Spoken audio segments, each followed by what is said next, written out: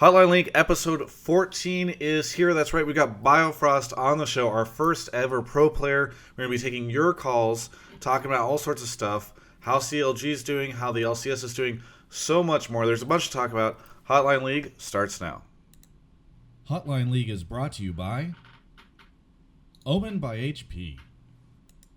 Woohoo, we did it. All right, getting better and better at those intros. How's it going, Mark?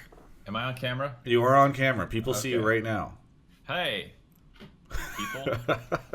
The enthusiasm you bring to the opening of the show is always Dude, it's so I'm strong. excited. I can't wait to get this show over with. I bought a PS4 and Monster Hunter today. I had a friend who just didn't use his, so I got that at a steal at like $100. Bought Monster Hunter. It's always good to hear at the start of the show that you want it to be done with already. You know, like that's the thing that gets me going. Yeah, absolutely. So I'm excited for that. I haven't done anything as a hobby or like for fun in a long time, so Yeah. I'm looking forward to. Well, you went to the movies and got drunk. That's kind of fun.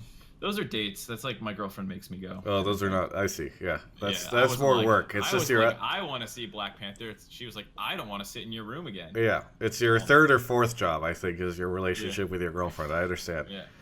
All right, so let's talk a little bit about some stuff that's been going on. You got Monster Hunter.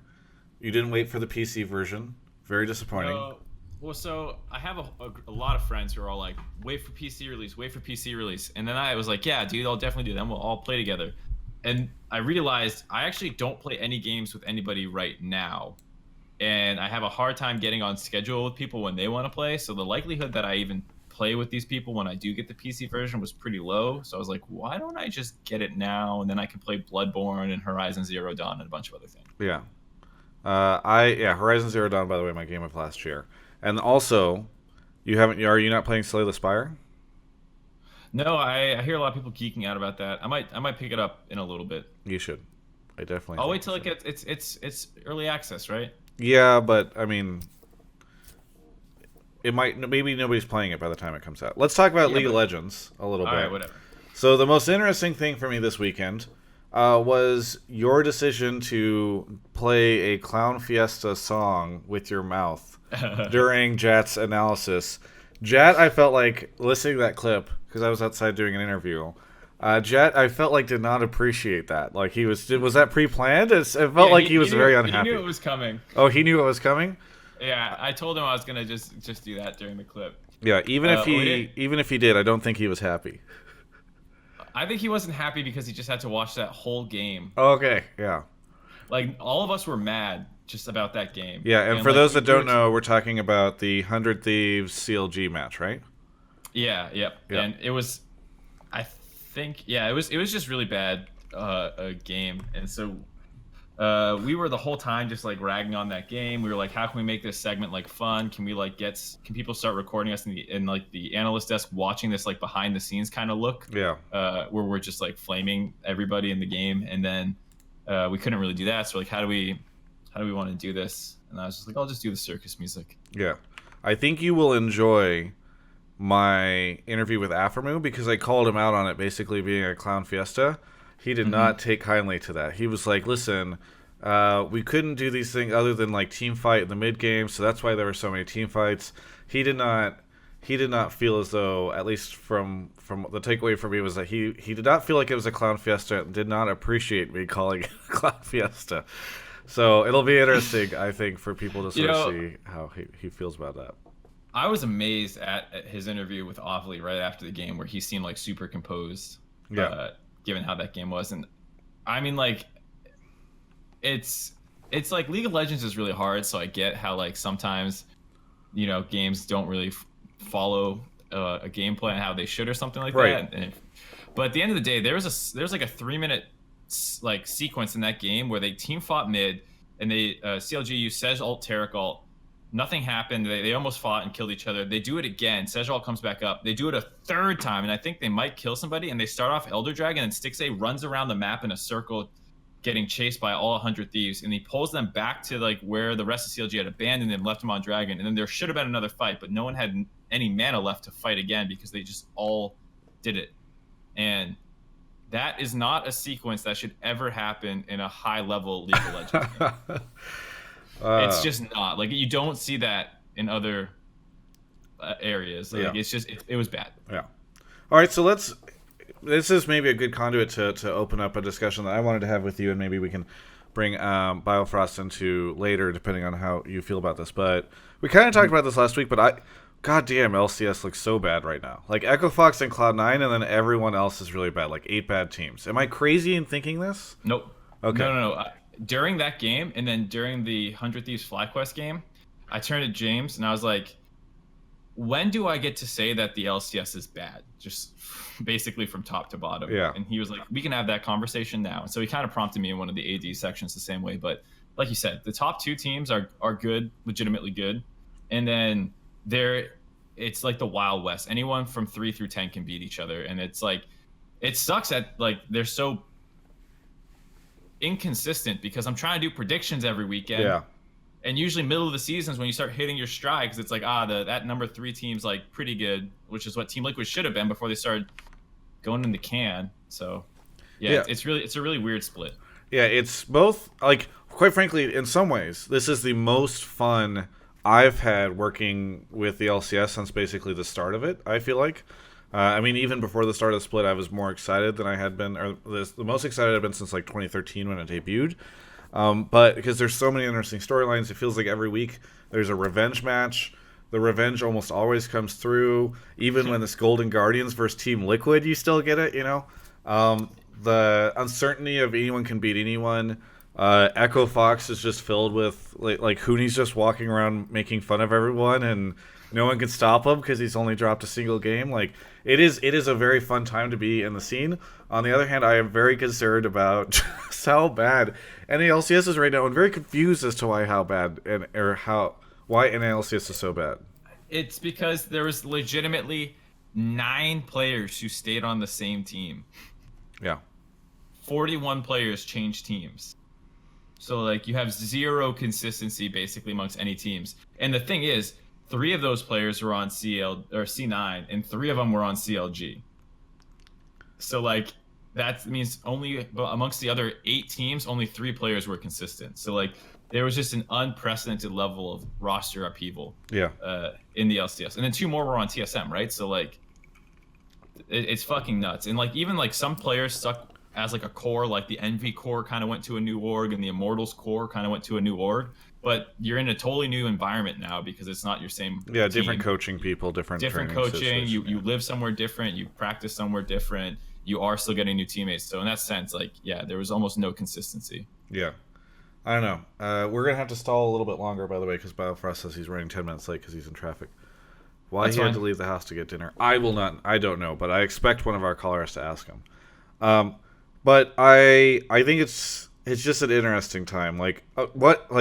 I'm really curious to see if Cloud9 is the only old guard team that ends up looking good out of this entire split, including playoffs, right? I mean, what are the chances now, and maybe it'll happen, but what are the chances that TSM or TL recover by playoffs? Because I feel like this is when they might look worse than they have the entire split. Like, they look like they're trending down. I don't know about... I think they might have looked a little worse week 1 and week 2, but then they looked a little bit better, and now they look bad again, so... I'm not sure. You mean TSM, but I mean TL is looking maybe the worst. Yeah, sorry. Yeah, TL is definitely looking the worst they've looked all split. And I think that was a kind of concern for TL, where it's like, all right, they'll probably come in and be really good right off the bat, but will they be able to sustain it? And I think I was expecting them to maybe stay third after seeing how good Echo Fox and C9 were, but I didn't expect them to get tied for third, fourth. I didn't expect to see like Golden Guardians be 1 game outside of CLG and FlyQuest or Optic, I guess. Like, Clutch is ranked higher than TSM right now, right? They're tied, but they own the head-to-head. Yeah. So, yeah, it's fucking nuts, is what it is. And I think when you get to the playoffs, like I was talking with Azale about this. Like, TSM looks bad, and you want to be like, these guys are bad, but there's just like that nagging stat in the back of your head where it's like they've been to every finals ever in NA, and it's like, all right, I'm not gonna condemn this team and say they have no chance the way I kind of did with CLG a couple weeks ago.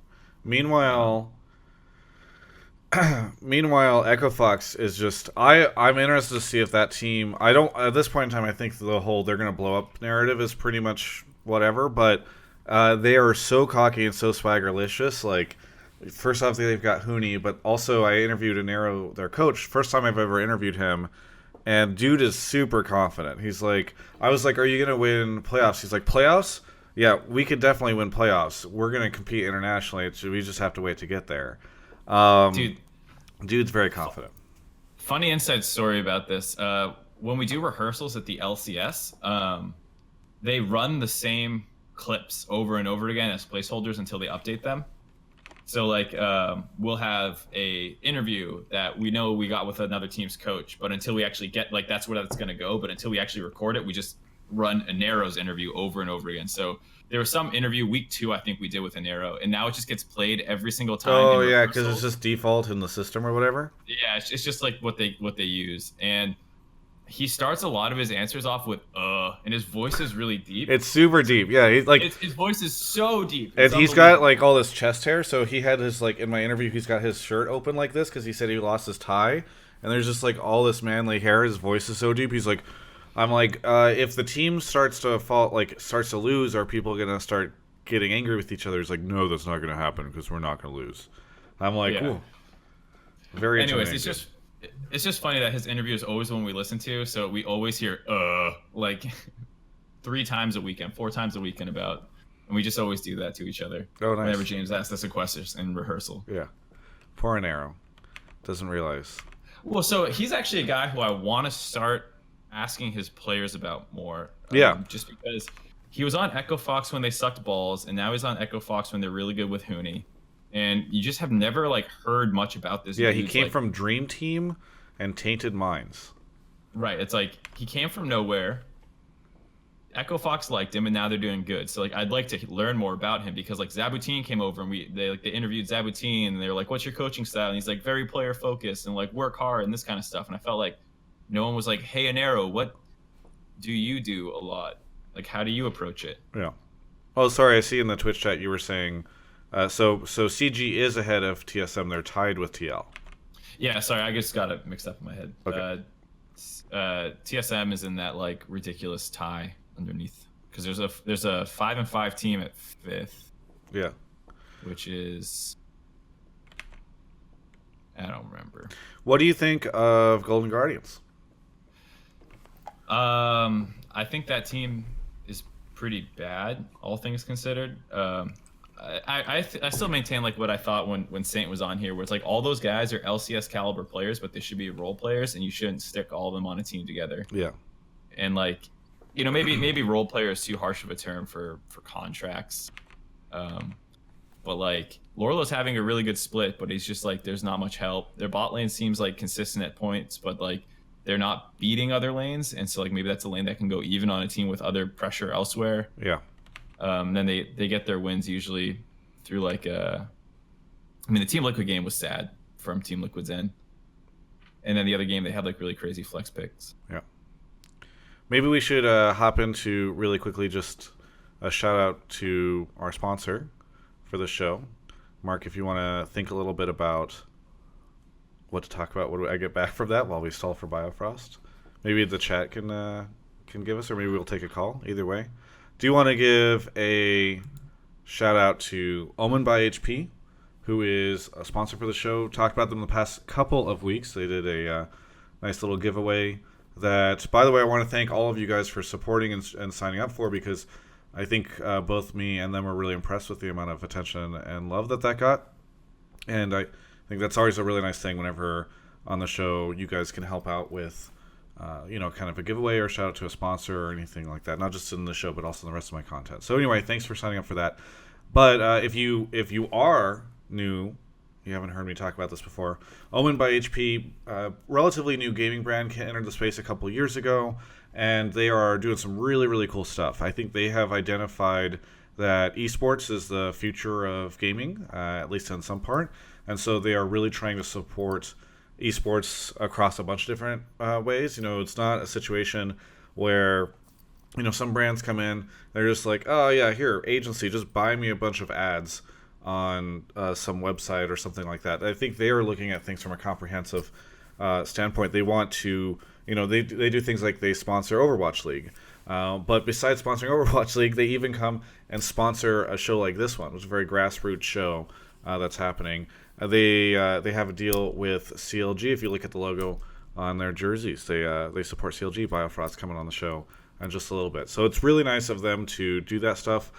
They have really cool computers. All the way back to last year, right before Worlds, they hooked me and Broden, my producer, up with computers just to be nice and make sure that we had some cool gear going into Worlds. I didn't have any requests on what we would do in return or anything like that. It was just sort of they wanted to support the content that I create. And with Hotline League, I think they really like the show, and so we had this conversation. They came in as a sponsor. So again, that helps Mark and I actually get paid for doing the show, which is neat. Mark has yet to get paid. I know he's about to get aggressive, but paperwork is complicated, and I need to request some paperwork from him so that we can make that happen.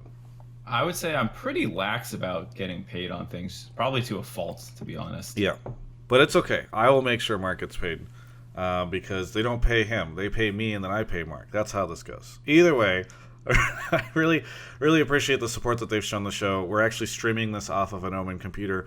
Right now I've got my Omen laptop behind me on my second desk, and I've really, really enjoyed everything about it. They've asked me, or they didn't say, hey, Travis, you have to endorse this or say that you like it, but I've used it and haven't had an issue with it and found it to be really, really great. It's been a good upgrade for me for my previous computer for editing and all that stuff. So either way, thank you so much, Omen, for supporting the show. If you guys appreciate their support, you can give them a follow on Twitter, Omen by HP. I'll put it into the chat, and you can tell them, maybe thanks for supporting Hotline League or any number of different things. I know that they do some other content and all that stuff, so you can follow them there, and I think that helps them really understand that the audience appreciates that. So thanks so much to Omen by HP. Yeah, and I really appreciate this headset. It's comfy and shit, and one of the things I actually really like about it that always annoys me with other headsets sometimes is when the middle part on the top of my head feels too heavy, and I don't know why, it just really bothers me. Hey, it feels like it's and I didn't even tell Marky how to do that. This was a surprise. I took the logo down. I didn't think he was going to say anything. Then he did. There you go. I can stop. No, you're good. You can see whatever you want. I'm just saying Mark legitimately appreciates it. There we go. So some people said that they're not seeing the pop-ups right now on the screen for donations or something. I'll have to fix that in a second. But thanks again to Omen. All right. I pulled some people for more general discussions if you want to.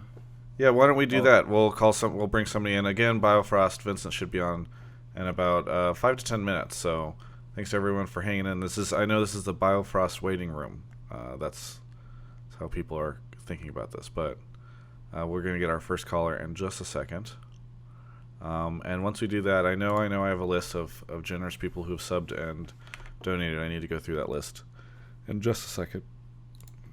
Part of the reason why donations don't show up, by the way, is you have to donate $4.20 or more. I think it shows that on the thing. Hey, Fig Newton. That's so funny. Fig Newton 1177. Is that the actual Nero Lol who just subscribed? Fig Newton 1177 is on the show, but he's muted. So hopefully he unmutes himself so I can ask him where he's calling from. Did you mute him, Mark? No. Well, okay. He left. He got nervous. I love our fans. Fig Newton freaking out. I don't know what happened there. Little nervous. Maybe. Hello. We've got Bill on the show. Hello, Bill. Where are you calling from? I'm calling from New Orleans. New Orleans. Hey, I was there a year ago at this time for a bachelor party. Really enjoyed it. Yeah. What do you want to talk about on the show? I wanted to talk about the MVP race. I kind of wanted to hear what you guys think, who's leading right now, and I wanted to talk about the concept of the best player in a team and the most valuable, and differentiate the two. Hooney is, I think, somebody else was suggesting it should be Dardoch. Is running in the lead right now for MVP, but I feel like, and again, I'm no analyst, but everyone seems to be hyping up Hooney, and it. Talking around people think that in some ways he's just carrying the shit out of Echo Fox. Question is, would they have beat Echo Fox if they, Cloud9 this past weekend if they didn't have Hooney? I'm not sure. Yeah, I think so. I think Dardoch, he had a thing that he said, I think it was in the countdown we ran it, but Dardoch was like, Hooney's the MVP, and like working with him and being on his team, I can say that, for sure, for how much he does for our team. Like behind the scenes kind of thing. And I think Dardoch's really good, don't get me wrong. I think Phoenix is really good, don't get me wrong. But like Hooney has such a transformative effect on every international team that Western team that he's played on, that it's like, all right, this is like no joke that he's done it like with 3 different rosters now, where his win rate is absolutely insane. Like people always post on Reddit, like oh my god, this guy hit Korean Challenger with 50 wins and 6 losses. Wow, it's like, dude, that's like Hooney's LCS record is like those kinds of numbers. It's absolutely disgusting. And then he's clearly the best top laner right now. He has the best stats by far. You can just watch it. He's an absolute monster. Like, and then you have his teammates being like, yeah, he's a big reason why we're good. Yeah. And it's not to say that those other players aren't good, because they are, but it's just like, if you didn't have Hooney, how would they look? Mark, you mentioned the fact that he's had all this success across different rosters, and I saw that stat, of course, on Reddit about how few regular split games he's lost over the course of stuff. It's even less if you discount his rookie split. Do you think it's fair to take that into account for an MVP vote? Because you're like, technically that was stuff that happened outside of the split, and the MVP is for the split.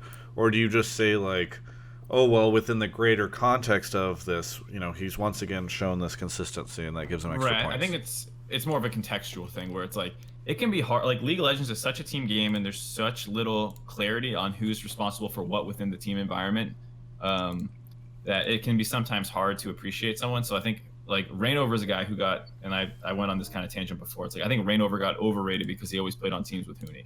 And then now that they've been apart for a while, Rainover's been completely struggling. Hooney's been just fine. So like, I think the fact that you can have this level of unbelievable, unmatched dominance across multiple rosters and regions is when you're kind of like, okay, Hooney's probably the biggest factor on Echo Fox's success. Yeah. And that's the context you're kind of getting from that, as well as his team kind of buying that in as well. So yeah, Hooney for me, obviously, we said Smoothie at the top of the day, and it was more of like he's had a great split thus far, but I don't think Smoothie will be able to win it unless he keeps up his like insane level of roaming and stuff. And he's been having a harder time now that people are focusing him more, it feels like. Yeah. Bill, you said you wanted to talk a little bit broader about MVP? Well, yeah, like when you look at Cloud9, right, I think it's a fair statement to say that like Jensen is probably the best player on that team. But I think that in a lot of their wins, and what was making Smoothie such a contender for MVP was because he was the most valuable. He was having the most impact, but I think like Jensen's probably the best player. Similar to Echo Fox, like I think Hooney's the best player on that team. But like he's also had some games this split where he kind of inted or got camped really hard, didn't have a lot of impact. I feel like Dardoch has been really valuable, and I remember Mark said something a long time ago about Dardoch. It was something like every 2 good plays he'll have a bad play, or something of that nature. And I feel like that's really been like toned down a lot. I feel like he hasn't had those like kill himself moments. Mm-hmm. I don't know. I feel like people are a little reserved to give him a lot of credit because of his history and the toxicity thing. And he's a great player. I don't know. I feel like he should definitely be in the conversation. Yeah. I think he is for a lot of people, and he was Jat and I's first team jungler when we were kind of doing our mid-season awards. Like we both had him up there, so I think people are willing to give him his due. It's just like within the broader context of how Echo Fox functions, that you like, it's Hooney who like makes that team who they are. He is like the identity that they all key off of, from what I can tell. And I think MVP for me is not about best player necessarily in the league. I think it's always kind of been a more I think it, and this is something that's even contested amongst even people voting, is like, no, it's strictly best player. And I would say it's best performance like in the context of the league. So like for Smoothie, and why a lot of people valued him so highly was because it was how many supports could have done what Smoothie did in the first 4 weeks of the split, and the answer was 0. And he was winning his team games and being a monster and like winning lane and all this stuff. So that's why people were kind of like Smoothie MVP, because in that context it matters. But I think the same thing kind of goes for Hooney. Like who can be that transformative of a player? Bill, Yeah. I'm sorry to let you go, but I just got word that Vincent is ready to go. So really appreciate the call. It's good chat, and I like the idea of sort of starting to think about the MVP stuff right now. Yeah, thanks, guys. Yeah, thanks for calling in. All right, bye. All right, so Vincent Wang has landed. The wing has landed. I'm going to switch to a different panel really quickly while we get him added in to the show. Mark, I think he's joining Discord right now, so we did it. All right. So, Vincent, let's small talk a little bit. How are you doing? I'm good. Sorry about the technical issues. That took a while, actually. No, it's okay. It's okay. We'll edit this part down for the VOD, and I think the Twitch chat they understand what they're getting whenever they show up onto the show. Either way, yeah. So you guys had a tough weekend. How you recovering? I mean, yeah, it sucked a lot that we went 0-2. I think everyone's really bummed out about it, just because the games were super close, and any like small change that we could have made in game could have led us to winning. Yeah. Yeah, and we're like, what, 3-7 now? So it's pretty awful. Yeah.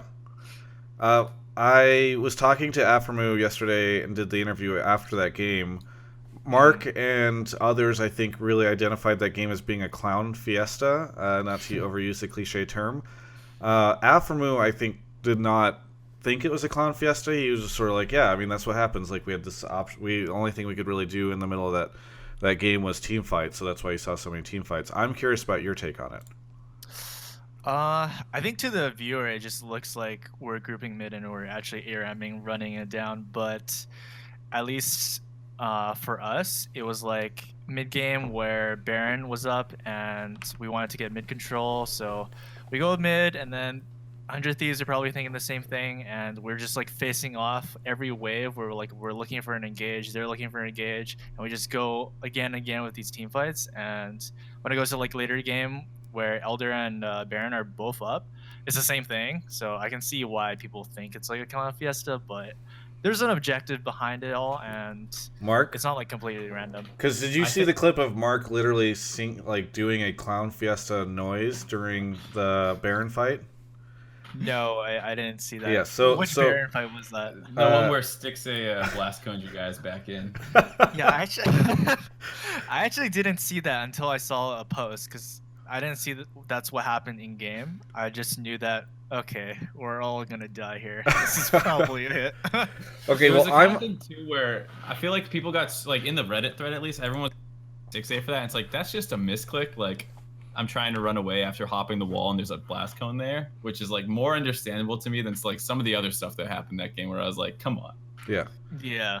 I'm excited to finally have you two on a show, because last year I did a show called League Weekly, and the beef between you guys was extreme. Mark just called out Biofrost champion pool constantly. Biofrost had strong, heated words in response to Mark. Now Mark is like, Biofrost games are just a clown fiesta. Vincent's like, yo, there's an objective to this. I'm excited for the heated madness that's going to come out between the two of you.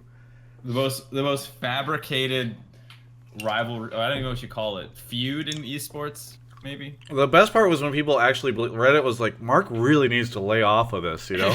Yeah, it's like I brought it up one time on GLT where I was like, man, Bio was playing a bunch of, I don't remember what it was. I think you were playing a bunch of safe range supports, like. Yeah, I was playing Nami, I believe, and Lulu. Oh yeah, that's right. Yeah, that was the one time I brought it up, and then Travis just brought it up like 6 more times, and people thought I was still bringing it up. I was like, no. Worked out really well. Well, why don't we take some calls? I don't know, Mark, if you've queued up anyone yet for talking to Vincent, but.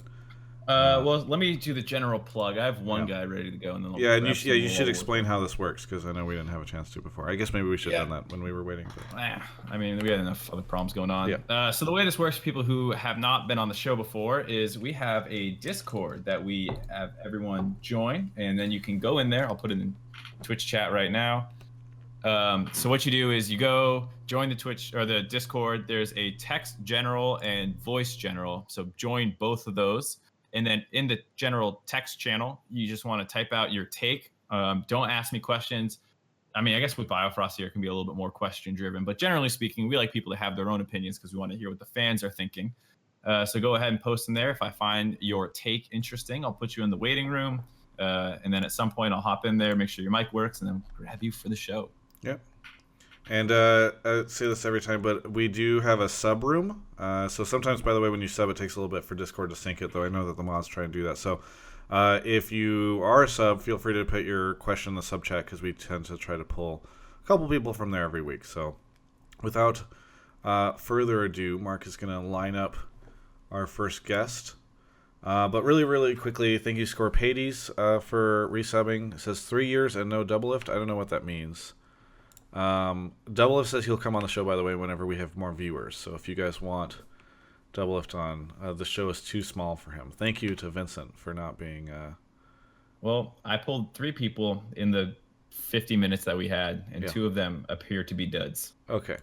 Well, he's not responding. Well, I'll keep stalling for time, as we've been doing so much on this show. Yeah, this is great. Yeah. The most technical difficult episode we've done to date. Decent ADC resubs and says love you with a kissy face. Thank you, Decent ADC. Bramble Vest has subbed, and Rush on the Bench Forever has resubbed. Thank you so much. I like that name. Oh yeah, Hautomaki says that his mic is dead. Get somebody else. He said that in Twitch chat. Don't know what happened. No. All right, here's somebody, I think. Okay, I'm excited. Looks like we're going to have, in just a moment, Dr. Lemon Lime joining us. He's going to save the show, guys. Dr. Lemon Lime, where are you calling from? Howdy. Indiana. Indiana. All right, you are on the line with Mark, myself, and Vincent Wang. What do you want to talk about? All right, so the first part, I have to lay it out. Vincent, I'm not trying to flame you. You're my favorite supporter. This is his first call on the show, and you're starting off like this? I don't... Hold on. No, I'm not blaming you, Mark. I'm blaming Dr. Lemon Lime. We just got Vincent on. I convinced him this was a good idea, and and you start off the first question with you're not trying to flame him. Go ahead. I think Vincent's still one of the best supports in NA, but I think by far Smoothie is the best support, and probably, in my opinion, right now he's the most valuable player in all of the NA LCS. Okay, so lay it out. All right, so. It could also be because C9 is playing so well, and because Sneaky is so good at staying off on an island by himself. But being one, he's an NA resident, you don't have to worry about taking up an import slot like some players like Ole. But he's also incredibly good at roaming. He's a great shot caller, and he also is playing a lot of Alistar, and Alistar seems to be broken right now. But so maybe that adds to it. But I do think he's just extremely good at looking for roams, actually shot calling around objectives, and really controlling the game pretty well. All right, Mark. First off, do you think it's fair to say? And did you just wake up? Expression on your face. I was deep in the general text chat trying to find more people. Well, hopefully you heard what Dr. Lemon Lime was saying. I am an incredible multitasker. Smoothie for MVP. Also, one thing that the Dr. Lemon Lime said was that he doesn't take up an import slot. So first off, would you, just out of curiosity, would you ever factor that into your decision making? Because I probably wouldn't, but there's a value proposition there, right? Yeah, that was less for like MVP, but more for like valuability with teams. I think even to an extent that can factor into MVP voting. Like, I view value, like the MVP award, with like a heavy emphasis on the word value. And the way I talk about it is like value does not exist intrinsically; it exists in an environment. And so you can only derive something's value by the thing it is, like the environment that it's in. So in that sense, import rules are a thing. Domestic players who are really good are important, and I don't want to put more importance on that than their actual skill or anything, but it's just another factor that I actually do think is worth taking into account. As for Smoothie at support, the reason it doesn't matter for him is because there's only a single import support, and that's Ole. So I don't think he's actually competing against anyone for his job against imports the way you see frequently with top and mid. Yeah. All right, Vincent, your turn. Is Smoothie the best support in LCS right now, and is he deserving of MVP? He's my idol. Yeah, Smoothie, he's really good at like as he said, roaming, and he's really of a consistent player. And I think it's just really magnified now that like everyone starts to see it because C9 is at the top, and everyone's like, "Holy shit, this guy's really, really good."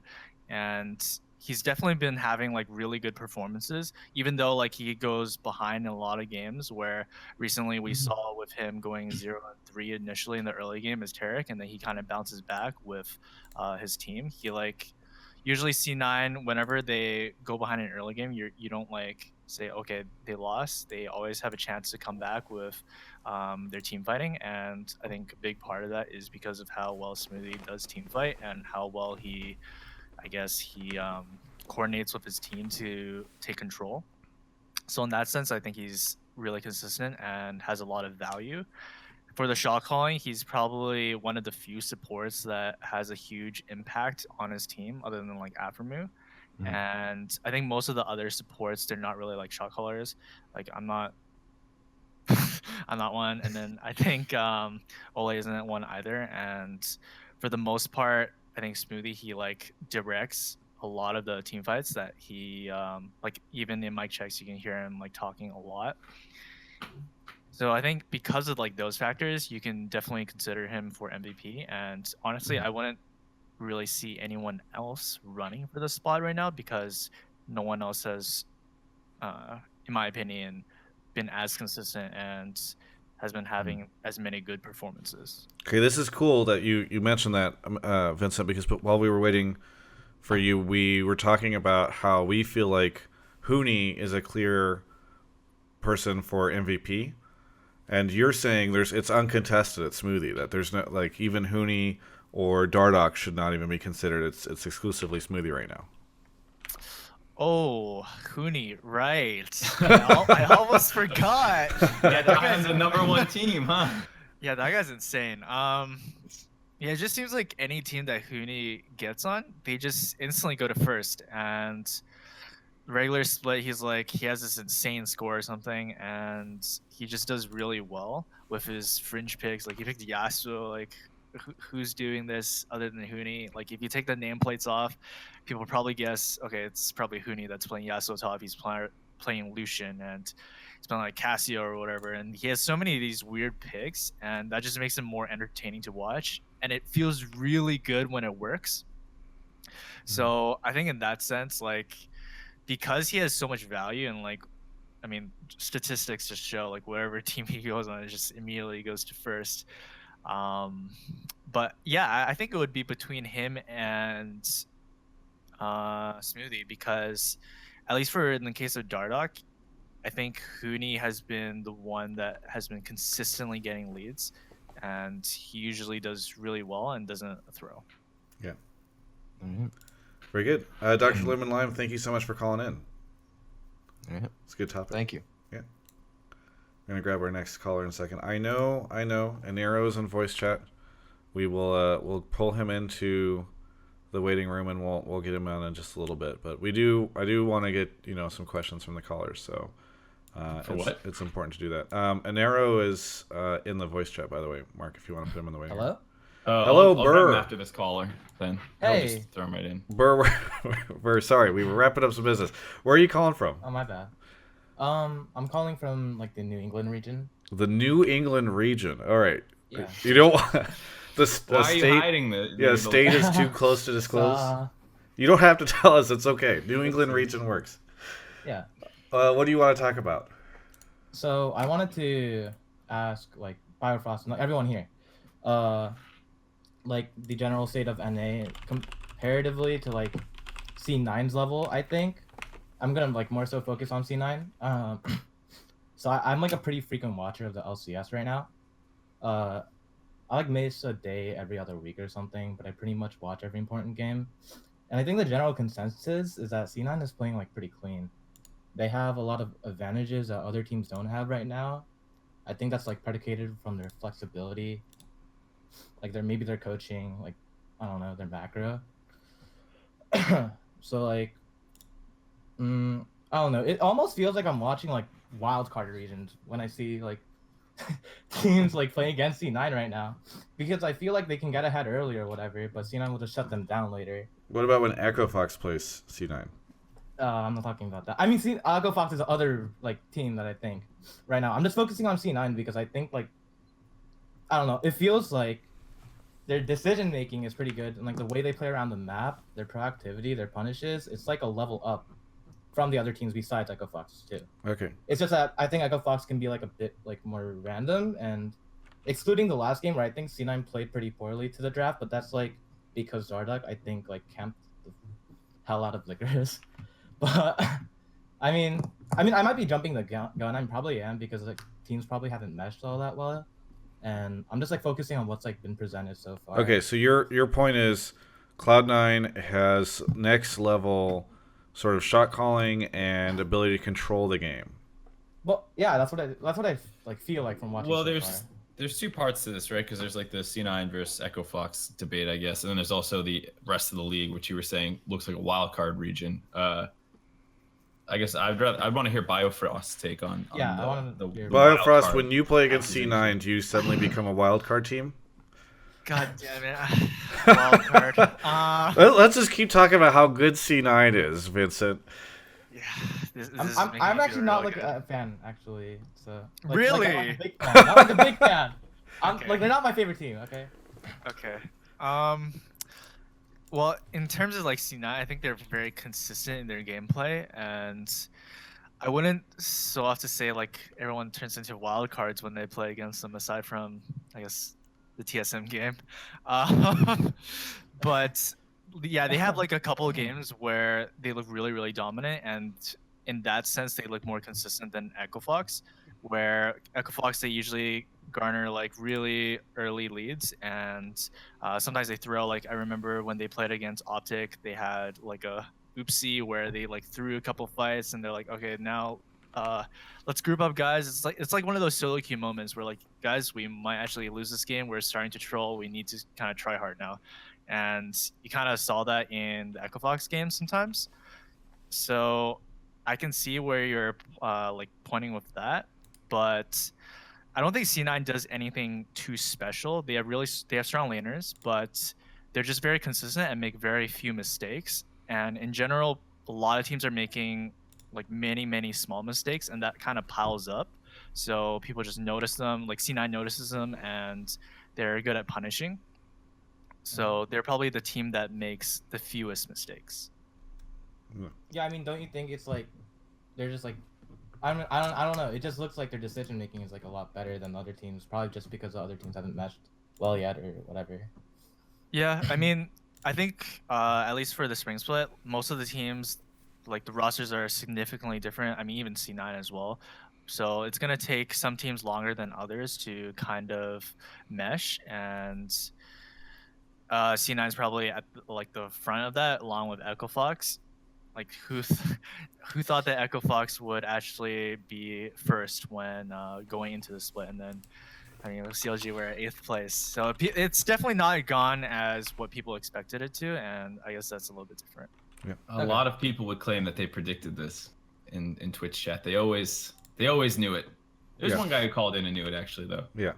Well, there's also another person who called in and said that C9 wouldn't make top 6 either split, I think, right? No, that was TS. He said TSM wouldn't make finals. TSM, no, either there were split. two, because I clipped them. They Oh, were was there a both the C9 same one week. too? One was C9 won't make playoffs once, and the other one was TSM won't make finals. So, thank you so much, Burr, for calling in. Or Mark, do you have a final thought? No, that's it. Yeah, thanks, Burr. Yeah, thank you. Have a good one. No. Or you want I to have grab some- one more, and then we'll grab an arrow after that, since Let's Twitch just chat is right. do an arrow now because we're kind of on Echo Fox / C9 anyways. Yeah, I think this would be a good time to maybe get him for that. yeah. Vincent, do you know an arrow? He's the coach for Echo Fox. Oh, okay, yeah. Yeah, that's the team that has Hooney on it. Hooney is the Yeah. the player that. Oh, really? I didn't know that. Yeah. I thought Hooney was still on SKT. Yeah. No. He's over here. He's Okay. He's on the team. Anero's joining the show. Anero, where are you calling from?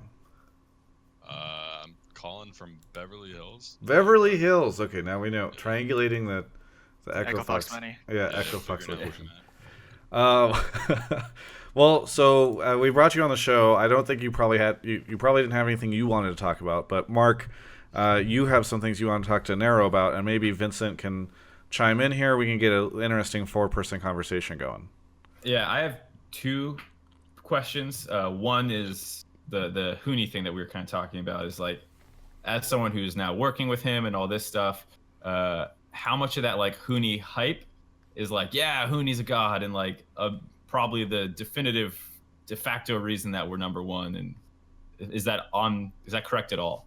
I mean, I'm not gonna say he's like the de facto reason we're number 1, but he helps so much with everyone. Like, he actually just kind of like pulls all the guys together. As soon as he came in, because at first we were like scrimming early January with Alorum, you could just kind of tell as soon as Hooney came in that the atmosphere kind of changed. Like, the guys just all had instant respect for that guy. And everything Hooney wanted to do, everyone's like, yeah, I trust that. I'm on board. So when we're in game, like, you see the guys, obviously, they'll do this like random shit where just like 3 people go in and kill themselves mid-game. And we lose like all this gold. And it's because they trust like everything with that. And Hooney's been a big part of that, like, trust thing building. So, I mean, I think he's pretty impactful, you know? Yeah. So it sounds like he's a pretty vocal part of the team then. He doesn't just play top lane really well. He also, I mean, like, the term shot caller at this point is a bit of a joke. But is he one of the major voices in decision making? Yeah, I usually say like in-game leader pretty much. Like, him and Josh are definitely the 2 in-game leaders pretty much. They just keep everyone in line with what the plan is and what they want to do with the game. All right. And then the other thing, which hopefully is the bigger discussion, is a lot of people, despite you guys being the number 1 team, kind of are like hesitant to give you all the praise because they see these mid-game throws, even in that most recent C9 game. Like, you guys lost Baron once. Do you feel like that's just part of the double-edged sword that you have to take when you have such aggressive players? Or is it like, no, we need to clean this up and we'll be screwed if we don't? No, we need to clean it up. It's pretty shit. Like, I'm usually pretty pissed when I watch it and it happens. Like, we just sit in the room, we're like, okay, well, same thing happened again. It's pretty bullshit that this showed up. I hate it. It doesn't have to be there. It's just they get to a certain point in game and you can kind of tell that focus slips up a little bit, and they're kind of chill with it. Like, it happened to CLG. Like, fuck, dude. Vincent shit on us. Like, this whole team screwed us over. Yeah, the 1 win. So, or the 1 loss, excuse me, that you guys have. Yeah, like, we can lose any game if we do that. Like, especially with the way the meta is right now, it just takes like 1 team fight, lost like 30+ minutes, and you can lose the game no matter how much gold you have. So I don't want that to be a thing. It's pretty bad. Vincent, I have no idea if you have any interesting questions for Aero or anything about Echo Fox that you've always wondered about that you could ask him here, and he could probably dodge because he doesn't want you to know the answer. But I'm just kind of curious if you have, because it's always one of my favorite things about LCS is when you get to see people from different teams like just randomly chatting about the game or thoughts. So I'm curious.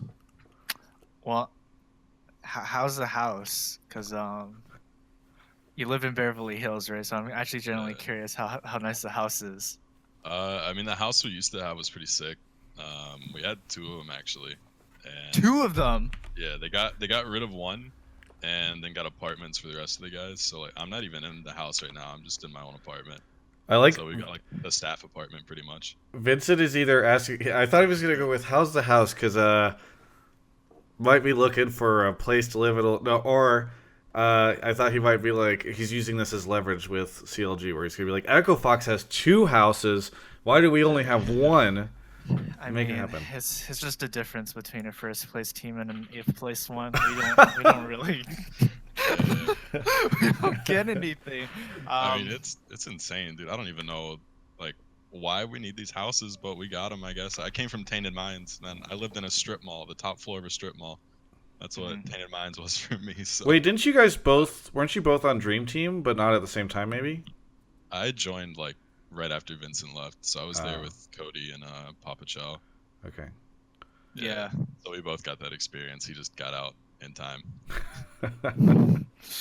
Escaped there. Yeah. I have a question about Echo Fox. Yeah, sure. So when you guys play like when we see like Hooney pick like Yasuo, we see him pick like these really fringe picks. Is it just whatever he wants to play? You guys like go for it? We usually like talk about it before the week even starts. Like I have like a specific day pretty much. It's like, all right, if you got some new pick, tell me it now. I'm not gonna have this thing where like, all right, day before the match, we're ready to play random champ. Like I don't want to have that happen because I'm sure you've been in situations that happen in like scrims where some guys just like, oh hey, I think this champ's really good. I want to play this, and it just fucks everything up, right? But he'll pop up with champions start of the week, and he's like, I think this is good, and we'll try it. And we're like, all right, well, I guess Huni can just play everything then, whatever. And yeah, it usually works, but it's usually super far ahead of time we prepare it. Like Yasuo this weekend, we prepared it actually for Cloud9, and there was just a scenario where we could do it against 100 Thieves, so we're like, yeah, fuck it, we'll do it here, it fits. So I have a little bit of a question about C9 and for both you. Like Licorice, This is a C9 episode. What? We've just been talking about C9 a lot. I'm just teasing. Sorry, this is more about Licorice, I guess, where like he's coming as a rookie, and I think a lot of people were surprised with how C9 integrated him, where he gets counterpicked like every single game, and he plays carries, and then they send a lot of resources in game to him. Generally, like that's how it feels to me watching. How does that like? How does that make like your opinion of him change? Because for me, it makes me hard to place exactly how good he is, because it feels like he gets more help than a lot of tops in the league. But he's also still executing with it. So I don't know what your guys' opinion of Licorice is. I mean, I think he's insanely good. I'm just glad he's got the confidence to do that. Like, you know, a lot of guys are going to come in and they're just going to be kind of like scared to really pull that out initially. Like they want to get their feet wet first and kind of test the grounds, play a little Maokai every now and then, and see if they can pull it out. He just doesn't care. He's ready to do it. Like, I'm actually so glad he did the Lucian and the Huni thing, not just because like we won because of that, but it's just really good to see that he wanted to just even try that and do it. Like it's really cool as fuck that he wanted to do it. Yeah, because it felt like they received a lot of flame for doing that. Like people thought it was disrespectful or something. But that's so fucked up for them, dude. Like it's not, the Lucian part was like the really good part of the draft. Like it wasn't even bad. They could have actually done something with that and won. Like the Lucian didn't ruin the game for them at all. If anything, like it actually saved their draft. Like being able to play Lucian and GP is so nice for drafting, actually. Yeah.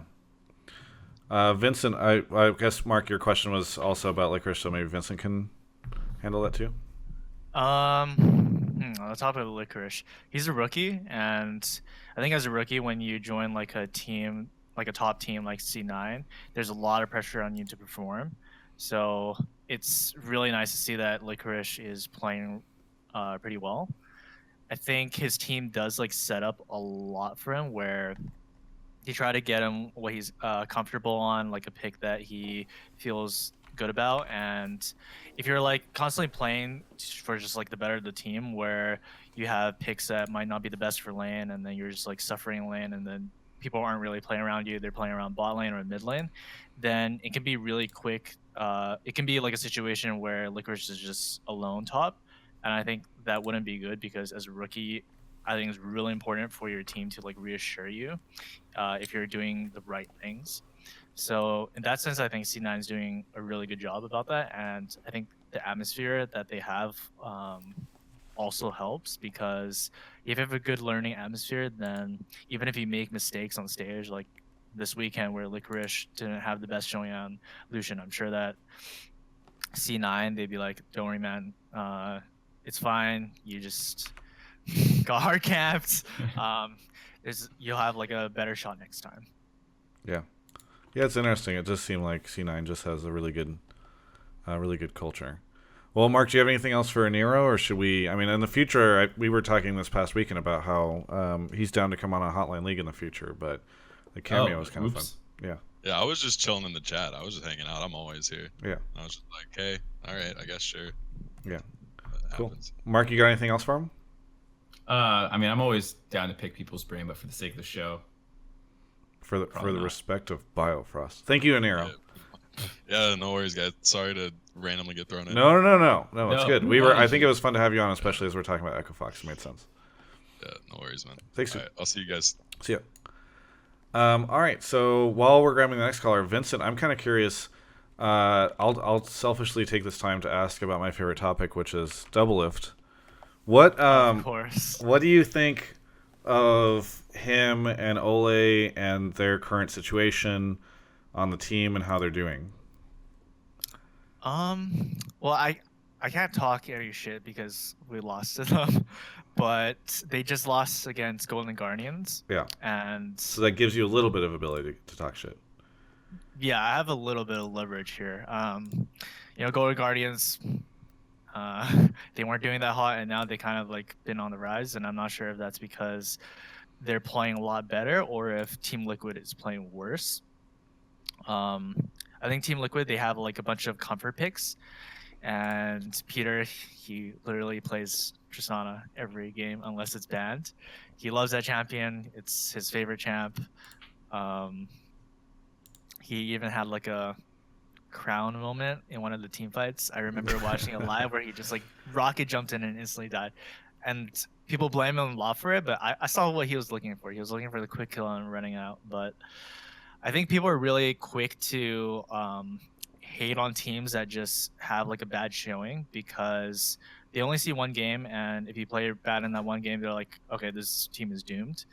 And if it gives like a little bit of perspective, TSM last split, we were horrible. Where in the sense that we went to like 3 games almost every set, and even in like 2017 spring where we had Turtle, we also went to like 3 games, and we're like losing every first game. And if that was best of ones, they'd be like, wow, TSM is really bad, but we still ended up 15-3. So in that sense, I think best of ones makes it really skewed. So people are like, yeah, Team Liquid is doomed. They're playing super poorly, and they don't have any idea how to draft or whatever. And I think that's just a little bit extreme. Yeah. Cool. I just wanted to squeeze that in there while we were waiting for the next caller. But it looks like Chrono MK is here, both a sub and a frequent caller. I think you've been on the show at least once before, right, Chrono? Yeah, it was, I think, the 2nd episode. Yeah. It was, yeah. Well, welcome back. Where are you calling from? Madison, Wisconsin. Madison, Wisconsin. Well, what do you want to talk about on the show? All right, so main topic I wanted to talk about was, I haven't seen this in a while, but back in, like, Season 5, Thorin and Monty, when they were doing the Summoning Insight and stuff, they kind of frequently did the all NA LCS, like, best roster of all time. And, being them, they would argue and argue and argue. And so I haven't seen one done in quite a while, so I was kind of interested in what you guys thought. And also, the main thing I wanted to talk about is not just figuring out who is best, but also I want to say that Bjergsen would not make any all NALCS roster for one important reason, and that's because so NA, for whatever reason, has the other lanes, top and bottom and even jungle to an extent, have always been super resource intensive.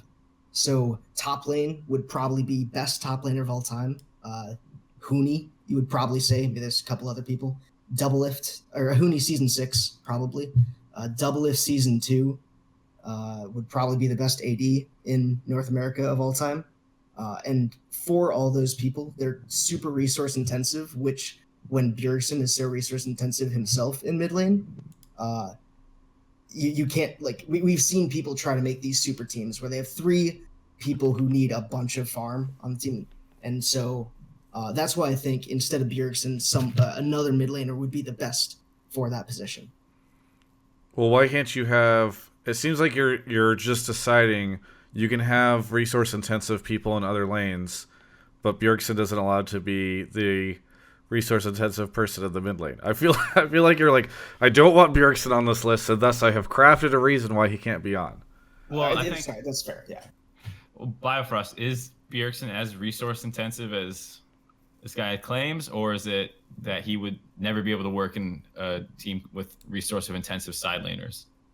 I think people have like this really skewed perspective of Bjerg where they think that he needs a lot of resources. He plays lane really consistently. He rarely makes mistakes, and because of that, he usually like gets advantages of his own, and because of that, he has a lot of options in his lanes. Like he can look for like a gank. He can, if you play around him, then he can go bot, he can go top, and he opens up a lot of options. And he's also an in-game leader and out of game as well. So he definitely has a lot of impact. And you can play around him or not play around him. It doesn't really matter. It's just that people see the like the effect of playing around him, and they're like, he's very consistent. He makes few mistakes when you get him ahead, and that's why like people are like, oh, let's play around Bjergsen.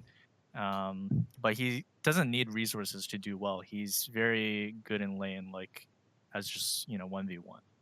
So, just to put it out there, like if it isn't Bjergsen, like who would you guys? Or sorry, let's include Bjergsen as well. Who would be the like mid laners that you would personally put as the best North American mid of all time? Like you could choose from anyone who has played in North America.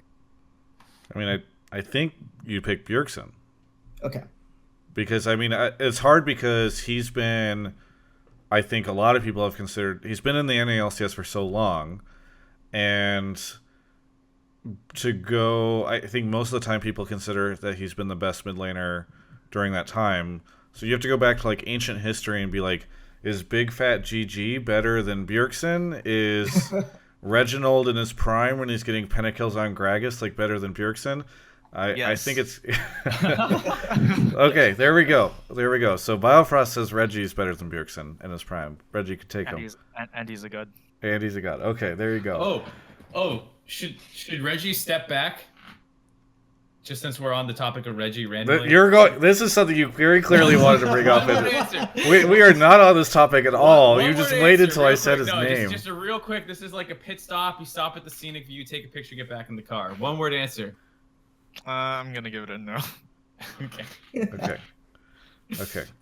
All right. So yeah, I mean, I think Bjergsen, best mid laner of North American history. I don't know, Bio or Mark, do you disagree with me? I mean, I guess it kind of depends on what the question actually is, because if you're talking about the best North American League of Legends history for mid laners, like yeah, it's Bjergsen hands down. It's not even close. If you're talking about like, if you took someone in a snapshot of their best season and could put them on a team. And because I know on your thing that you posted in the chat, you listed high in season 4. Yeah.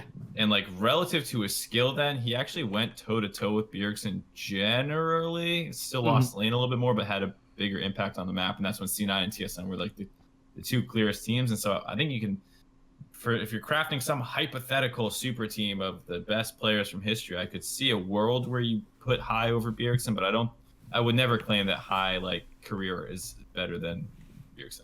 I suppose I should clarify my question then. So, if you could make a team from any player at their absolute peak, their best, and it was a player that's not necessarily from NA, all they have to do is play in NA at any point, what 5 people would you pick? And I think my list, just to give a reference for the chat, was Pooney season 6, Rainover season 6, High early season 4, Doublelift from season 2. And then I think the support is definitely up for grabs. Anybody could talk about that support. So I always thought, like, what are your guys' thoughts on who you would pick? And is there anything crazy about that list? You think Doublelift's best year was season 2? To be honest, the season 2 and season 3 kind of mix up for me for Doublelift. It's been a while for that, so I'd have I don't to know. check I think back. he had his best years on TSM, but maybe that was just because he was getting carried by Biofrost. I don't know. It's hard to say. Well, I think in season 2 he was better compared to the rest of NA than anyone else. Yeah. I don't know. I think everyone was bad in season 2. Fair enough. All right, so I won't answer this question because it's going to take a little bit long to go through it. But Mark or Bio, which one do you want to go through first? This is such like a give me like an hour to think about it. Yeah. I don't know how you want me to come up with it. Well, you dragged him in. Well, I thought, never mind. It's one of those things where you see something posted and you're like, I guess this is how it's going to go. It's like, this is not how I thought that conversation was going to go. Sure. Okay, just pick 2. Pick 2 in any lane. Well, since we don't have too much time. For how about I just say no? Biofrost? Thanks. Two players? Yeah, 2 players for best of all time team. Best of all time. In what season? I think Rainover in season 6, regular season, he was insane. I think it was season 6 or was it season 5? I don't know. It's hard because they stopped calling them season number. They started calling what year? Do you remember? That was the Immortals one, right? It was 2016 spring, I believe. Okay. Yeah. And then it was also, I think, maybe season 6 summer double lift. Okay. And that's also the same. Is that his first year on TSM? Yeah, that but was his It was second, a second split. split. Okay. Yeah, it was after they kicked Yellowstar and Biofrost came in and saved that Yeah. team. Biofrost just wants to go back to the old days, the beginning of it all. No, I'm just saying that Peter's Lucian was pretty clean because that meta where Lucian was like really good, it was just very good for him. Pocket pick. I remember the pocket pick meme. Yeah. Thank you, Chrono, for calling in. Thanks, guys, for having me. Have a good one. All right, who else do we got next? While we're waiting for that, shout out to Bramblevest, Rush on the Bench Forever. I called those guys. Saprosi, Real Foxy, who gifted a sub to Nick Allen, Brandonian, Ventus Official, and Real Foxy gifted a sub to Stixay, who is maybe watching right now. It looks like we've got our next caller on, Davidson, repeat caller. I know you've been on a previous show. How's it going? It's going good. Where are you calling from again? Sweden. Sweden. Oh, I remember you. You were the one that said that you thought EU should be the farm system for NA. Yeah. Okay. All right. I'm excited. What do you got for us this time? Okay, so I'm really interested in team communication. Maybe be a bit boring for some, but I want to know how authority and a demeanor of a person can impact the communication in game and yeah. So sorry. The authority of someone can impact the communication in game. Yeah, the personality. Okay, so I can give you some examples. Yeah. Afremu, when you heard him shot calling in the Baron pit, he was really quiet. He didn't raise his voice. He was calm. So how does that impact team versus a support or jungler that screams, that panics a bit? Okay. So in game, how the style of communication, how does it impact? So actually, this is an interesting conversation. I've never really thought about this. So Vincent, in team comms, you're probably the best person to talk about this. You've got obviously, like, sometimes you listen to comms from a mic check or something, and you just got all 5 people screaming their minds off and saying all sorts of stuff.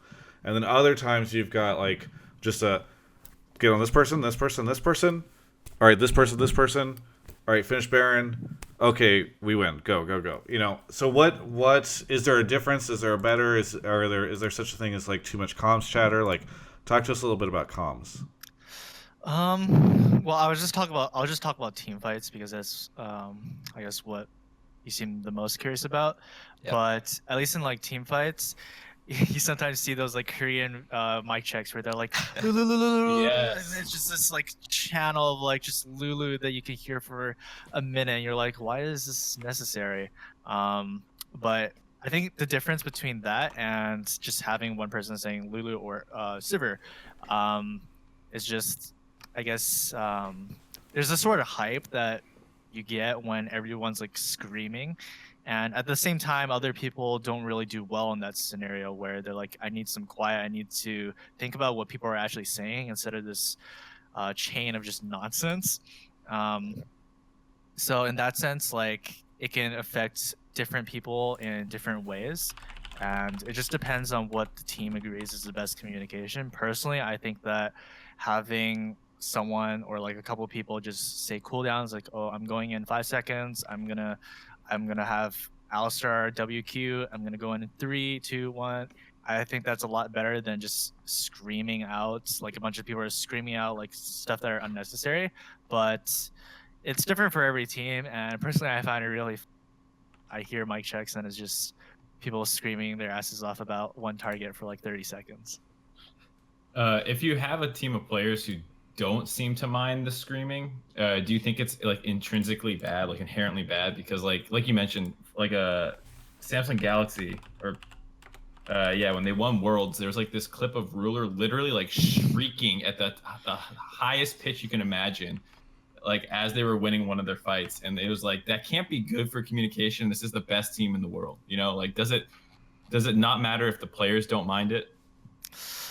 I think optimally you would want just very clear comms, but I think the situation can also affect how your comms work, because I know that when I play in like NA LCS compared to when I'm playing at Worlds, the overall tone of my voice completely changes, where there's more on the line and I'm more, I guess, stressed. So I can see how maybe Ruler usually communicates pretty like not like that, and then suddenly in the finals they're like, holy shit, this is it, this is our chance to win, when they lost last year by just like one game. And Yeah. when everything's on the line like that, you can just go full crazy. And yeah, Screaming wins fights, I guess. Yeah. How are, like, there was an, maybe this is a good time to talk about this. I don't think we ever did. So Andy, and he was very nervous about the way he said this in the interview. He asked me about it afterwards. He alleged that you and Sven did not really talk that much at Worlds, and that was one of the reasons why there was a departure from TSM. And so while we're on team comms, maybe this is a good thing to talk about. Do you agree with that assessment? Do you think, like, was it just different at Worlds? Because it was interesting that you mentioned it changes from LCS to Worlds.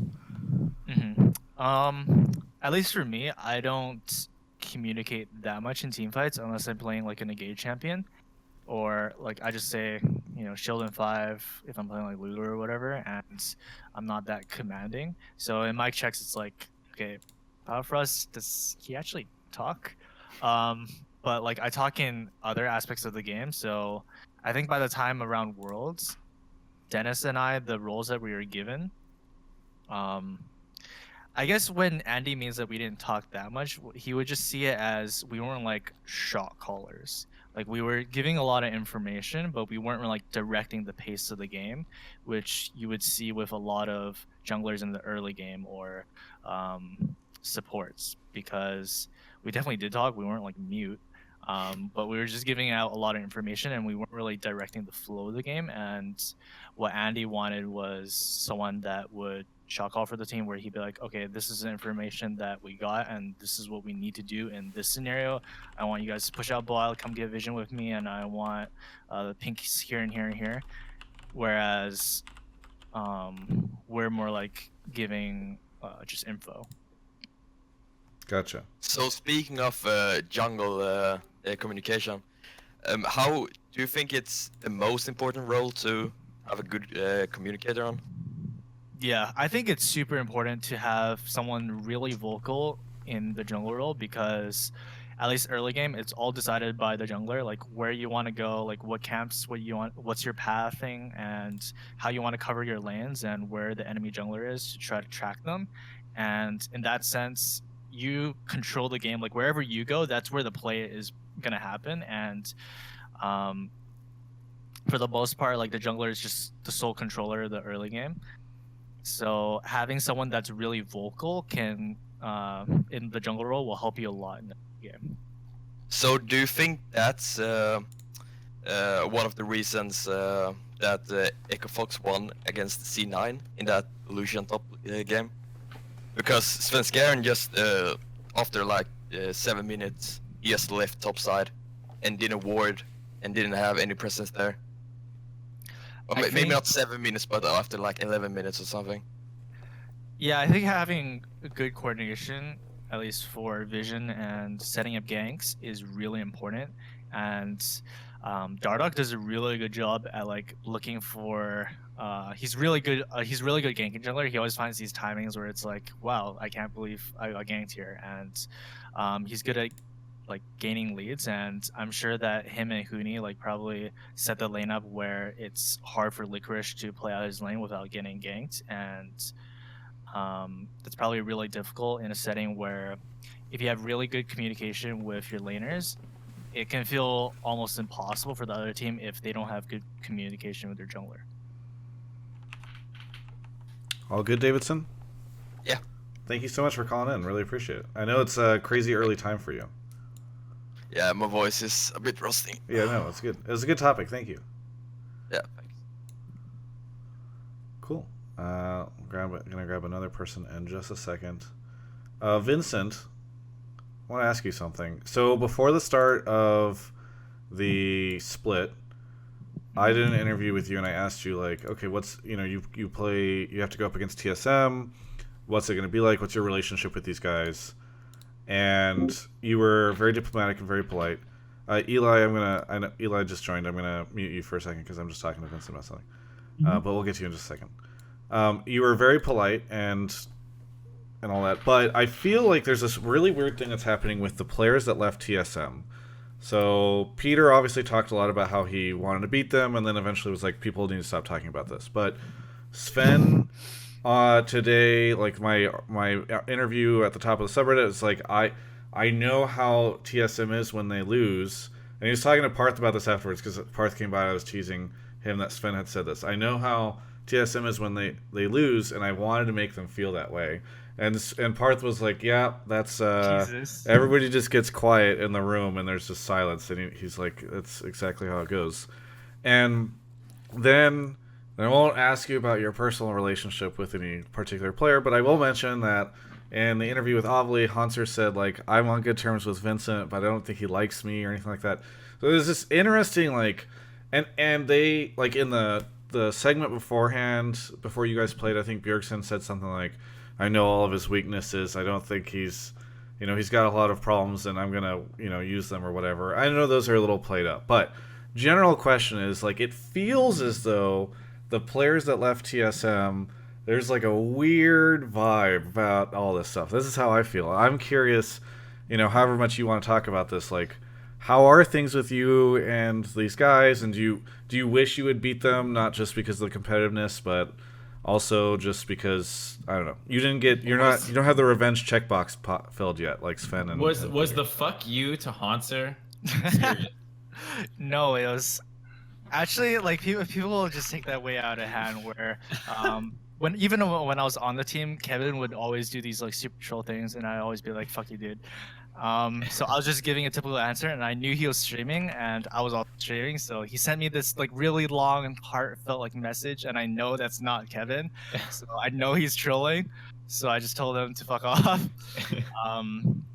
So in that sense, like, I'm on good terms with TSM, at least I hope I am still. But for Dennis, I'm not sure if I think he's probably just upset about how whenever like we didn't perform well at Worlds, like everyone on Reddit was like super quick to just jump the gun and go like, yeah, Dennis, he's the reason why, blah blah blah blah, and then people were getting really mad about that. And at least for TSM, when we do lose, it feels really bad because there's an expectation to win, and the room is silent, as Parf would describe, where it's like, Jesus Christ, guys, we lost, and it seems like the world is ending, or someone had just died.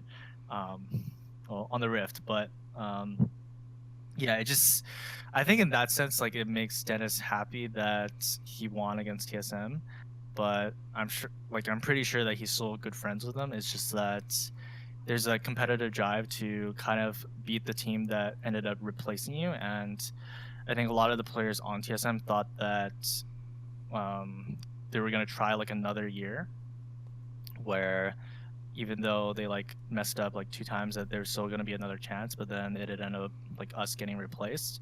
So yeah, everyone just wants to win. And even for me, like, I don't have any bad blood, but I just want to beat TSM. Unfortunately, we didn't win. I mean, hopefully the next half of the split. Yeah. Whenever Hanser said, only because you brought it up, do you think Hanser was trolling whenever he said in the interview with Ovly, like, I don't think Biofrost likes me? The whole audience was like, oh, I was just like, damn, what is going on? Hanser just plays to the crowd better, dude. Everyone's gonna be like, man, Biofrost's a dick, and Hanser just wants to be yeah, friends. it's like he's master manipulating the situation. I mean, I remember his tweet where he like took a screenshot of like a fuck you, and if it was taken out of context, well, yeah, it just seems like, holy shit, Vincent, someone just sent you this heartfelt message and you just told them to fuck off. You're such a mean person. But it's like an inside type of thing, okay, like an inside joke. So damn. Okay. Secretly, I do hate Kevin though. Okay, there we go. Okay, thanks so much for clarifying that. I wanted to bring it up at some point in time on the show. I just didn't know when. All right, so we've got Eli on the show. Eli Rez. Eli, where are you calling from? Hey, I'm calling from Kissimmee. From Florida. where? Kissimmee, Florida. Kissimmee, Florida. Okay, I've never heard of Kissimmee before, but I have heard of Florida, so I know the general vicinity. Yeah. We're like 30 minutes south of Orlando. We're nice. basically like, yeah, we have Kissimmee. We have Disney World. That's Yeah. what we're known Okay. for. Are you nervous for, are you going to try to go to Miami finals? I am. I actually did sign up for the Lottery? Ticketmaster. Are you thing. nervous or upset about it being a small venue? Like, do you have, like, I'm just kind of curious really quickly about this. Yeah, like when I heard that it was Miami, I was like, yo, that's really, that's really dope because like I've never been to an LCS event and there's not really many esports type events around here. Like there's a lot of card game events like Yu-Gi-Oh, Magic and all that, but nothing really for esports, especially League, which, I'm into. Yeah. But yeah, I saw the event was in Miami through I Will Dominate's Twitter, and then he immediately was like, "Why is the venue only 2,200?" And I'm like, "Oh, shit." Yeah. All right. Well, I just was curious about that. What do you want to talk about in the show? I want it because it's the halfway point in the regular season, and I was wondering if you guys, and it'd be interesting to get Bio Daddy's opinion on this.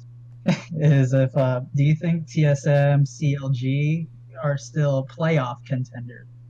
Because like I said, it's a halfway point, and I wouldn't say that these teams don't look convincing, but they're certainly not living up to expectation. You know CLG's, or that Biofrost is on CLG, right?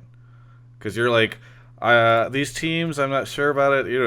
He's on that team. I was gonna say that a little bit later. I'm way more convinced about CLG's performance, even though good save. Because there's more there's more convincing plays on CLG side than I've seen on TSM side, and I know, like, I'm not a TSM fan, but I could acknowledge they're a really good team. They've consistently won finals and all that, but I'm really unimpressed by this roster and how they're doing this season and just their playmaking in general. While I feel like CLG has way more potential and like way more room to grow. Yeah. And I know that sounds weird. Okay, so Biofrost, is there a chance you could even make it to playoffs at this point in time? Oh Jesus! Have you given up yet? Yeah. So how are you spending the next several weeks while you kick back and relax? It's all over. I mean, there's no relegation, so might as well not try, right? Yeah. No, but like, I think, being on CLG, I want to obviously make playoffs, and it sounds weird that I'm like trying to make playoffs because I remember in the beginning of the split, we're like, let's try to get first, and then now it's like, let's make it to playoffs, guys. So there's definitely some struggles there. And for TSM, I think they have pretty slow games where, in terms of, at least after they get an early lead, they don't really snowball games as fast as some of the other teams do. And because of that, people are like, oh, why doesn't TSM do anything? And for the most part, TSM has really good laners. You always see them getting early advantages. They always get ganks off, whereas sometimes Mike Young ganks mid or top and they get leads, but they just end up throwing like the mid game. So in that sense, like, I think TSM is definitely a playoffs team. I don't know which team they're going to kick out, but there's currently 7th, and I'm sure to say that CLG is going to be a playoffs team as well, because even though we're going through a lot of like issues right now, we are improving, even though to the viewer it's like, holy shit, what is CLG doing, right? And like, we definitely see it as well, and there's like, people always bring up draft, or people bring up like, why aren't they doing anything early game? And that's probably because of the draft, where we have lanes that are not as aggressive as theirs, and we don't win in the early game, and then we're just giving up things. And some people don't see it as, oh, if you're only 1k down at like 20 minutes against this team comp, you're doing well, and you're only one dragon down. But other people see it as like when CLG loses, they're like, okay, holy shit, they didn't do anything in early game for like 20 minutes. They lost dragon. Where's their objective control, and what are they really doing? But draft plays a part in that, and at least for us, we're confident in ourselves to make it to playoffs. If I said I wasn't confident in making the playoffs, and something would be wrong there, because I think every team should have the confidence to be able to win and make playoffs. I mean, Golden Guardians is now doing well, and people originally were like, Golden Guardians, they're gonna go. I don't even know how many games there are, like 18 games. They're on 18, but yeah, doing a lot better now. To Eli's second point, though, who has a better chance of making playoffs, or who would you believe in more, CLG or TSM? Like, this would be a historic situation, right, if TSM does not make playoffs. It would be the worst split they've ever had in the LCS. Whereas, so as much as you want to believe in yourself, like, I'm very curious if you would believe in yourself so much that you would say, you know, TSM potentially doesn't make it. I think TSM will make it for sure. I think one of the teams that are in playoffs right now is going to end up falling out because of a mid-split thing. So I don't know which two teams will fall Well, like, 100 out. Thieves is on the decline. Like, the 100 Thieves and Team Liquid, I think, are the ones that are most likely based off of how things have been going lately. Yeah, I think Team Liquid is definitely going to be in playoffs. There's no question about that. It might just be FlyQuest. But even then, FlyQuest has been looking a lot better recently too, when they have Stunt. But they've been like moving around their roster a lot. So maybe if they like keep doing that, where they're like, we want to try this and we want to try that, and every time they like try something, it ends up ending in like a loss, then you can quickly see them out of playoff contention, and one of the teams like TSM or CLG will end up making it. Yeah. Yeah. But I think TSM, it would be really weird if TSM didn't make it to playoffs, because they make it to finals every split, and not making the playoffs is a lot more extreme. Like, even when they had Yellowstar in the 2016 spring split, they were 6, and they didn't look as bad as they do. Like, not look as bad, but they didn't have as bad of a record as they do now. Yeah. Yeah, because in my opinion, CLG looks a bit better on paper, like toward the beginning on the season. Because Darshan is an excellent top laner. Reignover is a super good jungler. Like, I love watching season 6 Reignover and Immortals, and because that was some of the most fun games in my opinion, like watching LCS period. And yeah, I really believe in the rest of your roster.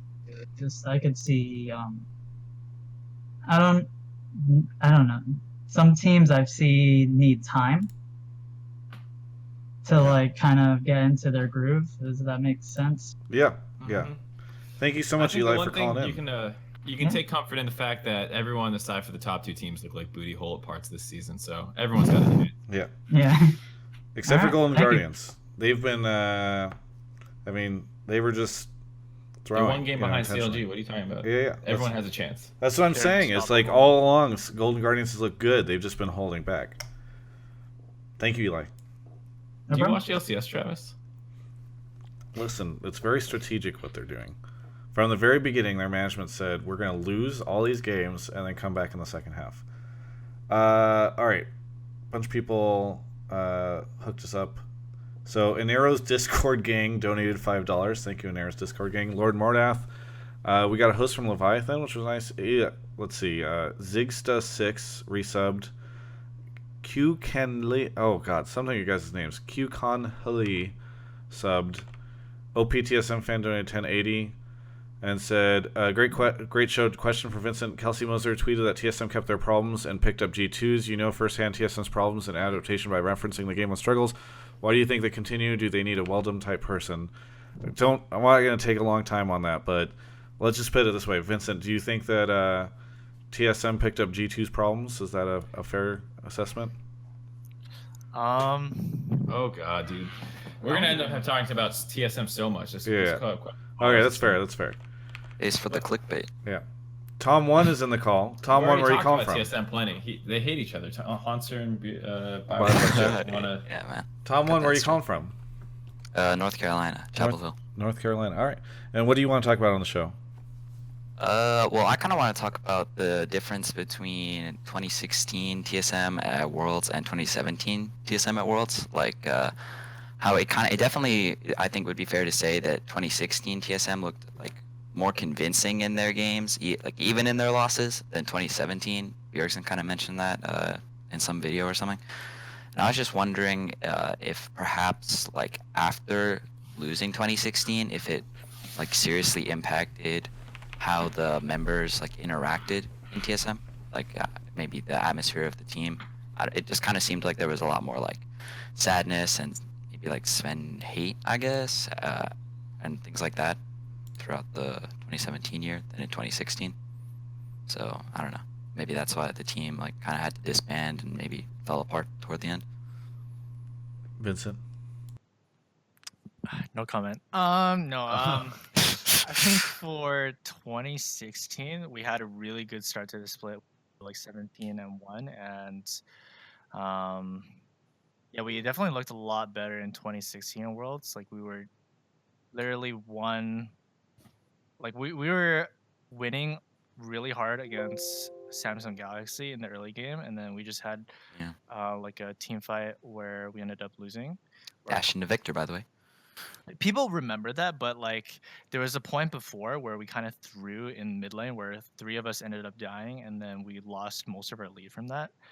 So people don't really remember that point, and just remember like the Lucian thing. But there was like a lot of prior mistakes that we made, and for 2017, I think scrims were going pretty well for us, and it's just that on stage, like we never even got to the point where we could do anything as a team. We just lost early game, and it was like, okay, what do we do now? We're like behind 4K gold at like 15 minutes. So I think in that sense it's a lot different, where we just didn't really perform on stage in the early game, and yeah, it was hard to deal with. But like in 2016 we had a lot better of a chance, at least it looked like, because we're doing a lot better. But at least for me personally, I felt like we were better in 2017 just because of how much more we knew about the game, but it didn't really show on stage. I have a kind of a follow-up question to this, and it can be, I guess, a broader coaching / team prep question, because in 2016, you guys, I remember, I think it was Weldon was talking about how he like always wanted you guys to be making plays, wanted proactivity all the time, and forcing this kind of stuff. And you had a very clear kind of play style of like Sven, Bjerg, roam bot, and you guys try and blow bot lane open. And then in season 7, it felt like you said, you guys probably knew more about the game and you had more options on what you wanted to do, but you were less defined and like practiced in any one of them. And so, like moving forward with CLG and these kinds of things, do you prefer to be, I guess, a narrower team that's more honed in at a skill set, or like do you prefer like the kind of more knowledge-based play each situation differently? I think it's a lot better to have a certain play style that you adhere to like every game. Of course, flexibility is really important, at least on the international stage, because when you have like a patch that doesn't really suit your play style, it could be like game over for you in a best of 1 setting. So in that sense, it's like not a good thing. But if you have a really good style that you play like every game, where okay, we're gonna draft this way and then we're gonna play around these lanes, then you can quickly get into the routine of things where you have this set playbook and your plays become very consistent and it looks a lot better on stage. Where like, for example, 2016 Immortals in the Spring Split, where they always played off of Huni, like Rainover just went top and he would help Huni whatever the way I can, and then Wild Turtle and Altec, I mean not Wild Turtle and Altec, Wild Turtle and Adrian would just be alone on an island, and they would just pick self-sufficient lanes where they can just farm, where they play like Soraka and Janna. So having like that type of set playstyle can really help you gain consistency. I do think it's a lot better for a team to be good at many different styles, but it's often not possible, and it's a lot better to be honed down in like one specific style.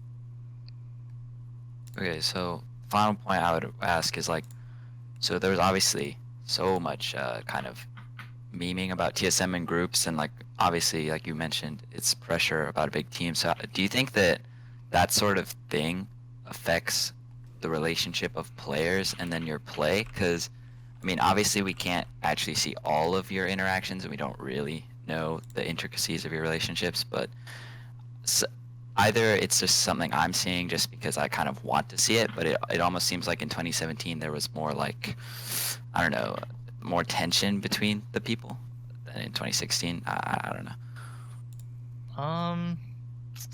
I think people were just more, I guess, on edge, I would say, because if we messed up again in 2017, it would be very, very bad.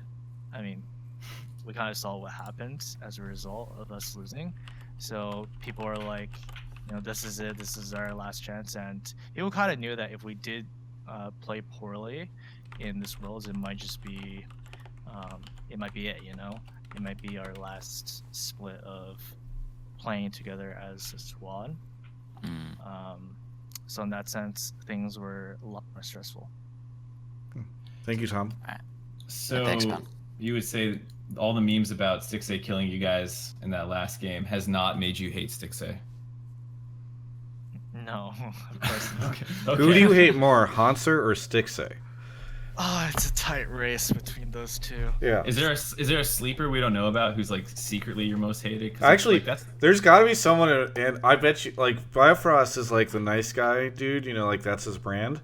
But there's got to be someone in LCS that he hates, you know? I feel like everybody has someone who, like, even if you don't hate them, they just like rub you the wrong. Yeah, like Mark. Mark makes tweets that are very mean about me, and he bullies me. And know? nobody likes me. Yeah. I rub a lot of people the wrong way. We'll never know who Biofrost hates the most, but there's Unless he somebody. tells us right now. Yeah. I don't hate anyone. There's no one that rubs you the wrong way. Like you have weird interactions at the LCS. He's never gonna call somebody out on the show. No. That is the most know, man. anti-Biofrost thing ever.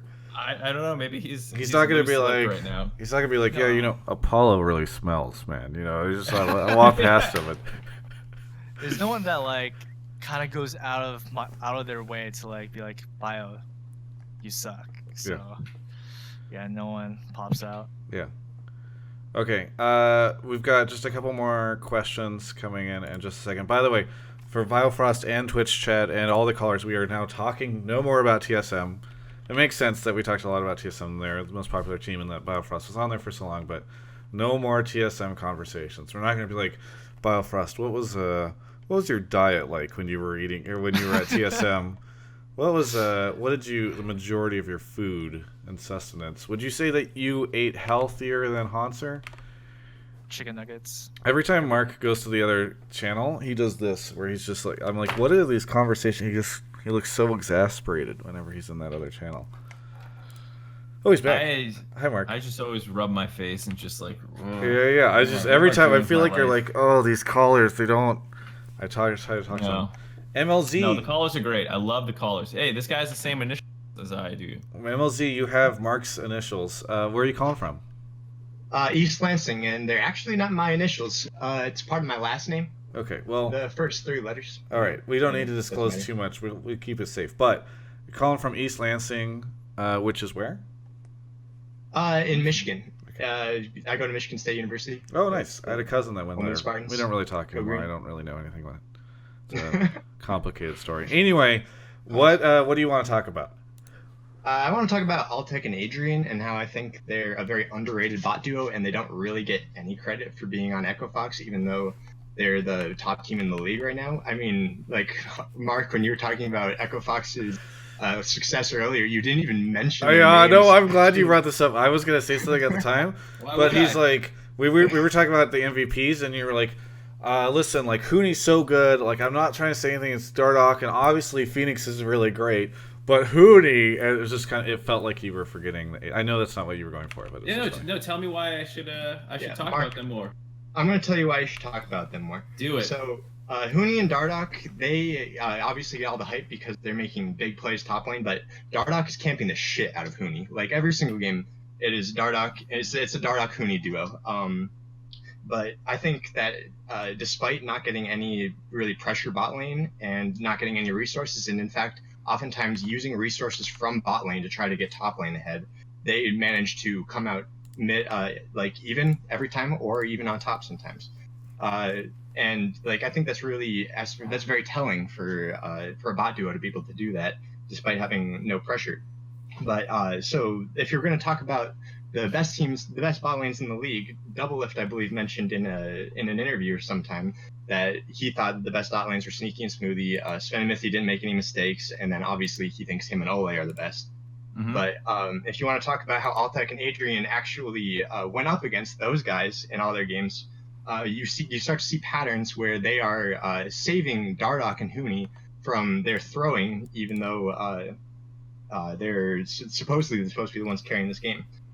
So versus C9, obviously it was camp the shit out of Licorice Fest and get Huni super ahead. But there at 15 minutes, there was a play where Dardoch got caught in the top side jungle, and it was a 3-man push for C9 down mid lane, where they looked like it was going to be a swing in tempo for C9. Like they were going to take first turret, and they were going to get back into this game. But at that same time, it was Altec and Adrian and Smoothie in the bot lane. Altec and Adrian dove Smoothie, killed Alistar, who's like one of the most tanky supports that's played right now, killed him under his turret, and managed to instead of have be a tempo swing for C9, it was a turret and a kill for both teams. So I think that just illustrates how they're able to keep the throws in check. I think because they are so solid, and they did that. You guys, I guess you can chime in if you want. So Altec and Adrian are the unsung heroes of Echo. Yeah. You don't need to rephrase the question, Travis. So just what he's trying to say, Mark, is that Adrian and Altec have. What are Altec? What's Altec CSD? He's -3 CSD at that time with no jungle resources. Only he's last in the league, and he's negative 4.9 on the thing I'm looking at. Yeah. 4. Okay, last time I checked, let's see. Yeah, he's negative 4.9. And you're right, he doesn't get much help, and that's fine. Sneaky is number 1 in the league, and he's 6 in jungle proximity. They don't get any help either. So there's a good reason that people don't... Like, this bot lane's good. I'm not saying they're bad, but they are fundamentally not the reason for Echo Fox's success, okay? Oh, I'm not saying that. I'm just saying... Well, then why are they underrated? They're just... When people talk about why Echo Fox is good and how they're winning, it's like Altec and Adrian... Like Biofrost even said when it was Adrian and Wild Turtle, a similar story on the old Immortals team, they're very self-sufficient. They don't need resources to do well. They do well, but they don't win the game for Echo Fox. They're not the ones stopping the throws. That's a great point. Like, yeah, they do make good plays. I'm not saying that, but when you look at this team, Phoenix is smashing everybody. He has the highest CSD in the entire league. And then the same story with Huni. So you have massive laning pressure. Here's another interesting stat. When you play against Echo Fox, Dardoch is the highest jungle proximity jungler in the league, but he is still behind every other jungler he plays against on average because Phoenix and Huni generate so much pressure, you need to react to them, and then Dardoch counter ganks. So when people talk about Echo Fox, it's not that they don't respect Altec and Adrian. It's just that they're not that important. Don't worry, MLZ. I think he's being aggressive because I was teasing him about not saying that Adrian Altec. No, yeah, it's just one of the. I haven't popped off this episode. I feel so. I just had to. You were the unfortunate Mark pop-off victim. I think that you're actually. I think that they do manage to stop the throws a lot of the times. If I can go on and make a point about where other games. Let's get Biofrost's opinion here. Let's get. I don't know. Let's get someone else in the mix. Really, hang on. Okay.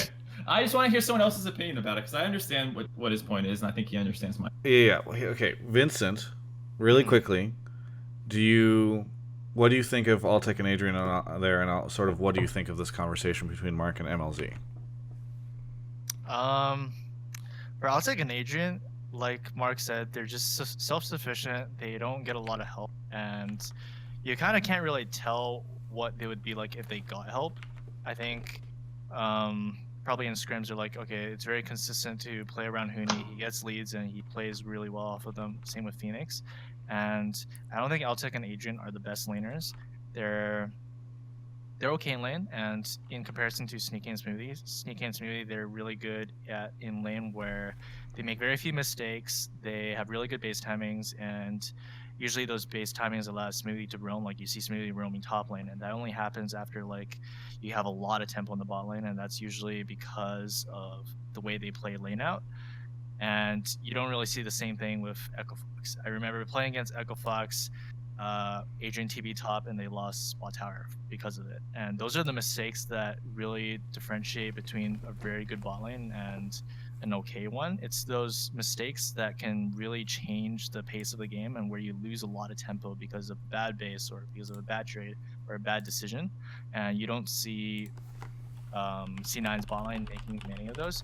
And for Echo Fox, they just play a lot better when they have the jungle pressure around mid and top, because they play so much more aggressive in lane. It's just the play styles make it really important to play around those lanes, because you don't need Altec and Adrian to play super aggressive to win the game. You just need them to be stable and play team fights okay, and get most of your lead from mid and top. So really quickly, MLZ, because we do have 3 other people to get through, and we're already running over time, but I'm stealing back Vincent's traffic time. Do you want to retort? Because Mark kind of ran you over, and then I just want to give you a final remark. I just wanted to say, I mean, I could go on about how I think that they do stop the throws, and I could point out plays where they have stopped Dardoch and Huni from throwing. But obviously, if we don't have time, we don't have time. So I just think that they have had a really good season. I think that they're the backbone of this team that's solid and allows them to be super powerful on the map elsewhere. And I just think they're having a good season, and they fit well on the Echo Fox team. Yeah, you should tweet at Mark later with some examples. You guys can take it to Twitter. I never said it didn't happen. Go for it. I'd love to. Mark, I've done this show. We're in episode 14, and Mark, this is one of the few times I've seen Mark get really defensive. I don't know. Wait, I'm not even defensive. I'm like, go for it. You seem a little defensive. Right? Look at you, Mark. Look at this. This looks like super. I can go offensive again. Just kidding. Do you want that? I don't know. Just kidding. I'm just roast the shit out of me, Mark. If I roast him, I'm offensive. If I don't say anything, I'm defensive. Mark, you need to find the balance between alpha and beta. I'm just kidding. Thanks, MLZ, for calling in. It was a pleasure. Yeah. All right, we got 3 quick calls to go through. I'm just kidding. Oh, he's already on the other channel. All right, we got Keyblade Valor 19. The Silent Knight gifted a sub to CLG Biofrost. Congratulations, Biofrost, on your new sub. You have the access to emotes for me, Mark, Kelby, who you don't know. That's My Jams resubbed. Moonstruck's rated a while ago, and Bubba Cola gifted a sub to Ovly May, so she's back with the stuff. Oh, it looks like we lost a caller, so maybe we only have 2 left. Connor H314, an Ivysaur, a Boken 515, and Jaruski has resubbed. And what Mark did the other? Do we only have 1 caller left? Well, so one guy, I just didn't move him out of the room because it was like we weren't going to use this question. Yeah. And then Kiziaz's mic isn't working. Okay. Well, hopefully it gets fixed. I remember Kiziaz's question that he typed in, and maybe I can try and rephrase it for Biofrost. Yeah, you can check at the end, and if not, then you can ring. But Khan, who has called in previously, is a Twitch sub, had a really interesting question. We didn't get a chance to talk too much about CLG on this show, and I felt really bad about it, so I went to the sub chat and enlisted their help. Khan, where are you calling from? I'm in Idaho. That's right, and you've called in before. I really appreciate it. What did you want to talk about? Well, we never really get a chance to talk too much with pro players, but I was going to ask Vincent while he's here, what like the day of the life of like a professional league player is. Yeah. I think a lot of people feel like you guys just play the game for 12, 14 hours a day and that's all you do. I'm kind of curious, like if there's more that goes on when it comes to being a pro player and like an org and stuff. So yeah, just from a CLG perspective, even not talking about TSM, what is a day in the life of a player on CLG?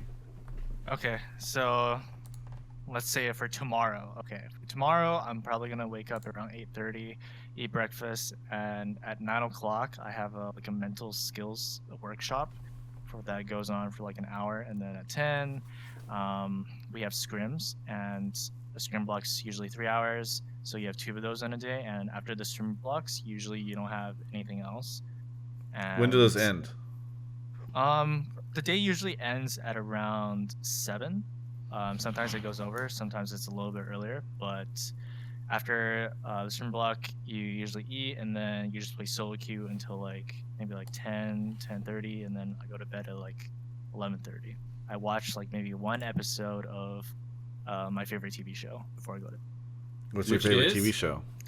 Which is it's an anime, so it's not a Drop TV it. show. What anime? Yeah, that's what anime is real TV. Come on. It's okay. man. I saw Avali in chat earlier. Yeah, what anime? She'll be interested. It's called Violet Evergarden. It's out. Oh shit! I watched episode 1 of that, but then I never watched it again. Yeah, always shows up in chat in all capitals. What anime? It's good. I like it a lot. Yeah. It has really good art. So what do you, and you have lunch and dinner, so maybe you can talk a little bit about what that experience is like. I mean, people, I know it's silly asking like, what is it? But you guys have a cook. Like, how does this all go? The best cook. So our cook, his name is Andrew, and the meals are all paid for. So it's all cooked, and they're all really good. So breakfast, lunch, and dinner is all included. Do you have you done any cryogenesis therapy or whatever that shit was like last year? That's last year. He was not on the team at that time. I know, but I didn't know if it was still going on. It just wasn't. Have you gone in the frozen tank thing? No. Didn't do one of those like boot camps where we go to the training facility, so I didn't get the opportunity to get in one of those. But it does sound pretty cool, though. I don't know if it's actually pretty cool. helps, but... Well, Biofrost a wants to be follow-up. cool in the freezer. Just stop. Well, I think it's pretty cool to hear about the mental hour you have, because I think that's something that most people maybe aren't aware of pro teams having. Also, I was going to ask, like, do you guys have like a day during the week where you guys like kind of have off to just kind of recoup and start over your week? Today is actually my off day, so usually on Mondays after LCS, you get 1 day to do whatever you want. Unfortunately, I'm spending it right here on the show. I don't know. I don't know. Like, is it just no new? Seems like you spent a decent amount of it at dinner and in traffic and figuring out some Discord problems, Vincent. Watch Darling in the Franks. Watch Citrus or whatever. Like, you know, don't you have something better to do? Yeah. Well, I have to make it up to Travis somehow because I was late and unfortunately I had some Discord problems. Yeah. So sometimes do you guys triple block? Because I know this is like it's like an interesting thing. Like, what team is triple blocking? Oh, this team started triple blocking. Wow, these guys are triple blocking already. Can they triple block this long? Like, does that happen at all in the future? Or are you planning, like, is that a thing that will happen? Triple blocking, it takes a lot out of you. While on TSM, we had triple blocks of Weldon, and woo, not a fun time after you do it for a while. And on CLG, we haven't had that, but it can help for some teams, and it could be detrimental for others because when you do 9 games in a day for like scrims, the quality of the games overall just decreases, and some people, when they play like that many games, their communication drops and things just become very, I guess, not as good as like maybe 6 games of pure focus. So it just depends on what you need to work on because, like, let's say, I think most pro players after scrims they'll play solo queue anyway. So the logic is, why not just play scrims then if you're just gonna play solo queue anyway? So the difference, I think, is at least in scrims you have to communicate a lot and it takes up a lot of energy, whereas in solo queue you don't. And yeah, it takes up a lot of more energy, and if you want to have like triple blocks, then I think it's important for people that are working on a lot of like the drills, a lot of the mechanical things, and a lot of just kind of getting to mesh more as a team. So yeah, I mean we're not doing triple blocks, but I know Team Liquid is. Team Liquid's triple blocking. Which means someone else is, but it's not CLG. We'll figure it out, Travis. Well, technically, you don't. Well, I guess I'm trying to think about it. I'm like, you could scrim. Somebody could scrim twice, and then twice. But then somewhere the schedules could be offset, but probably not. Yeah. Well, Mike is my final question to Vincent, kind of about scrims. I played sports as a kid coming up. Do you think you get more out of a scrim if you go into a scrim and you lose against maybe a tougher opponent, or do you gain more out of a scrim, let's say, where you could have a game plan and you're successful in it against maybe somebody that's not as strong? I think for sure the harder teams, because when you play against a weaker team, they don't punish you for a lot of the mistakes that you end up doing. And against a better team, they start punishing you. You know, they make a TP play when you're looking for a setup. They're like punishing you on like specific windows where when you're playing against a weaker team, like you don't get punished. And then on stage, if you have only been playing like weaker teams and then suddenly you go on stage and a better team is like punishing you for a lot of the choices you're making in game, then you're like, what happened? I thought this was working. So it's a lot better to get punished in scrims playing against a better team than executing really well against weaker ones. Very good. Well, thank you for that. Thanks so much, Con, for calling in. That was good. Really appreciate it. Should I try and get the last guy? Yeah, just check him really quickly, and we can power through it really quick if we need to. Speaking of powering through, CLG Starfade donated 420, said, thanks for having Vincent on tonight. Usually I'm only able to catch the YouTube videos. Glad I could watch it live. Boba Cola said, donated 100 bits. I can't read it in time. Because we got Kizyaz on the show. Kizyaz, is your mic working yet? Yeah, it's working now. Where are you calling from? I'm calling from Costa Rica. From Costa Rica! Nice. Great way to close out the show. I love it when we get international callers on. What do you want to talk about? Yeah, I wanted to talk about Darshan and his impact on CLG. I think like there was a time where when CLG found like their play style with the split push and all these, but now I feel like Darshan may be impacting or maybe one of the causes while CLG is not working or is not playing that good anymore. I think he is a very mental player, emotional player. I think like he might be struggling, and because for example they won to Echo Fox, who is the top team right now, but I think they won based off his mental state. He wanted to beat Huni because Huni says that he's better than anyone else. So, but on the rest of the games, I don't know what is going on, but I think the expending the resources on Darshan might not be the best, even though he's a very good player. So I don't know. I wanted your point of view and of course Biofrost point of view on this. Vincent, stop giving Darshan resources. It's a waste. It's a waste. No, but so I think, Kiss, as you were saying, you feel like Darshan is a kind of emotional player that might affect his play. And right now, maybe he's inconsistent, or maybe he should be more supporting rather than, trying to carry. What happened is the following. I've of course I see the analyst desk, and I saw them like talking about how Darshan is the one player that can save CLG because he's so up level right now. But I think that maybe that's the problem, that he is not the maybe he's not the player that can carry the team. I think the CLG must play more like a whole than just trying to invest that much resources on Darshan. That's that's my point. All right, Biofrost. So tomorrow before the scrims, you're gonna take the recording. I'll give you the clip, hand it over to Tony, and let him know that Darshan. Play around bot lane. Play around me. yeah, exactly.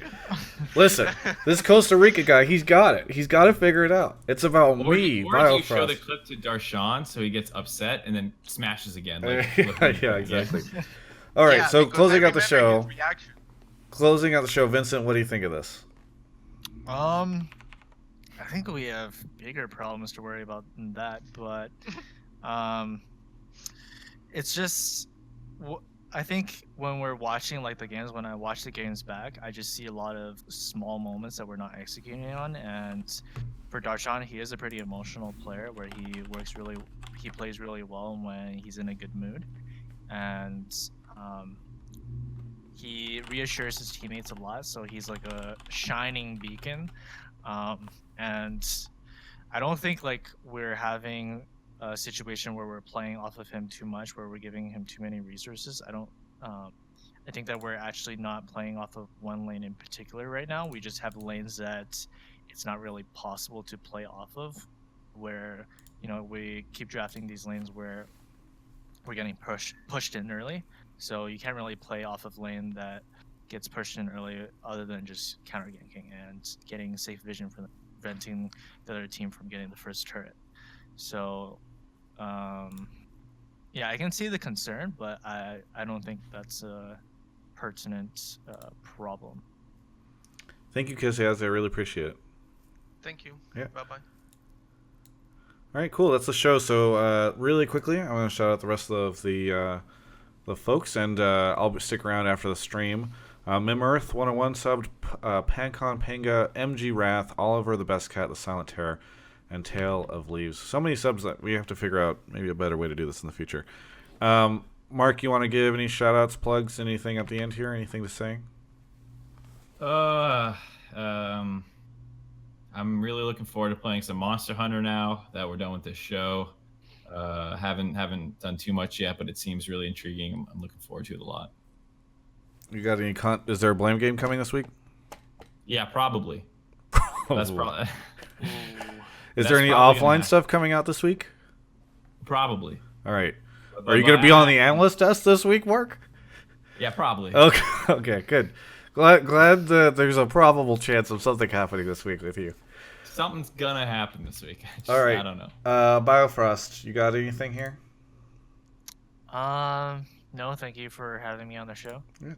Thank you. And by the way, thanks. The first pro player on the show. Yeah, our first pro player. Thank you for coming on. No worries that you were a little bit late. We figured it out, and I really, really appreciate it.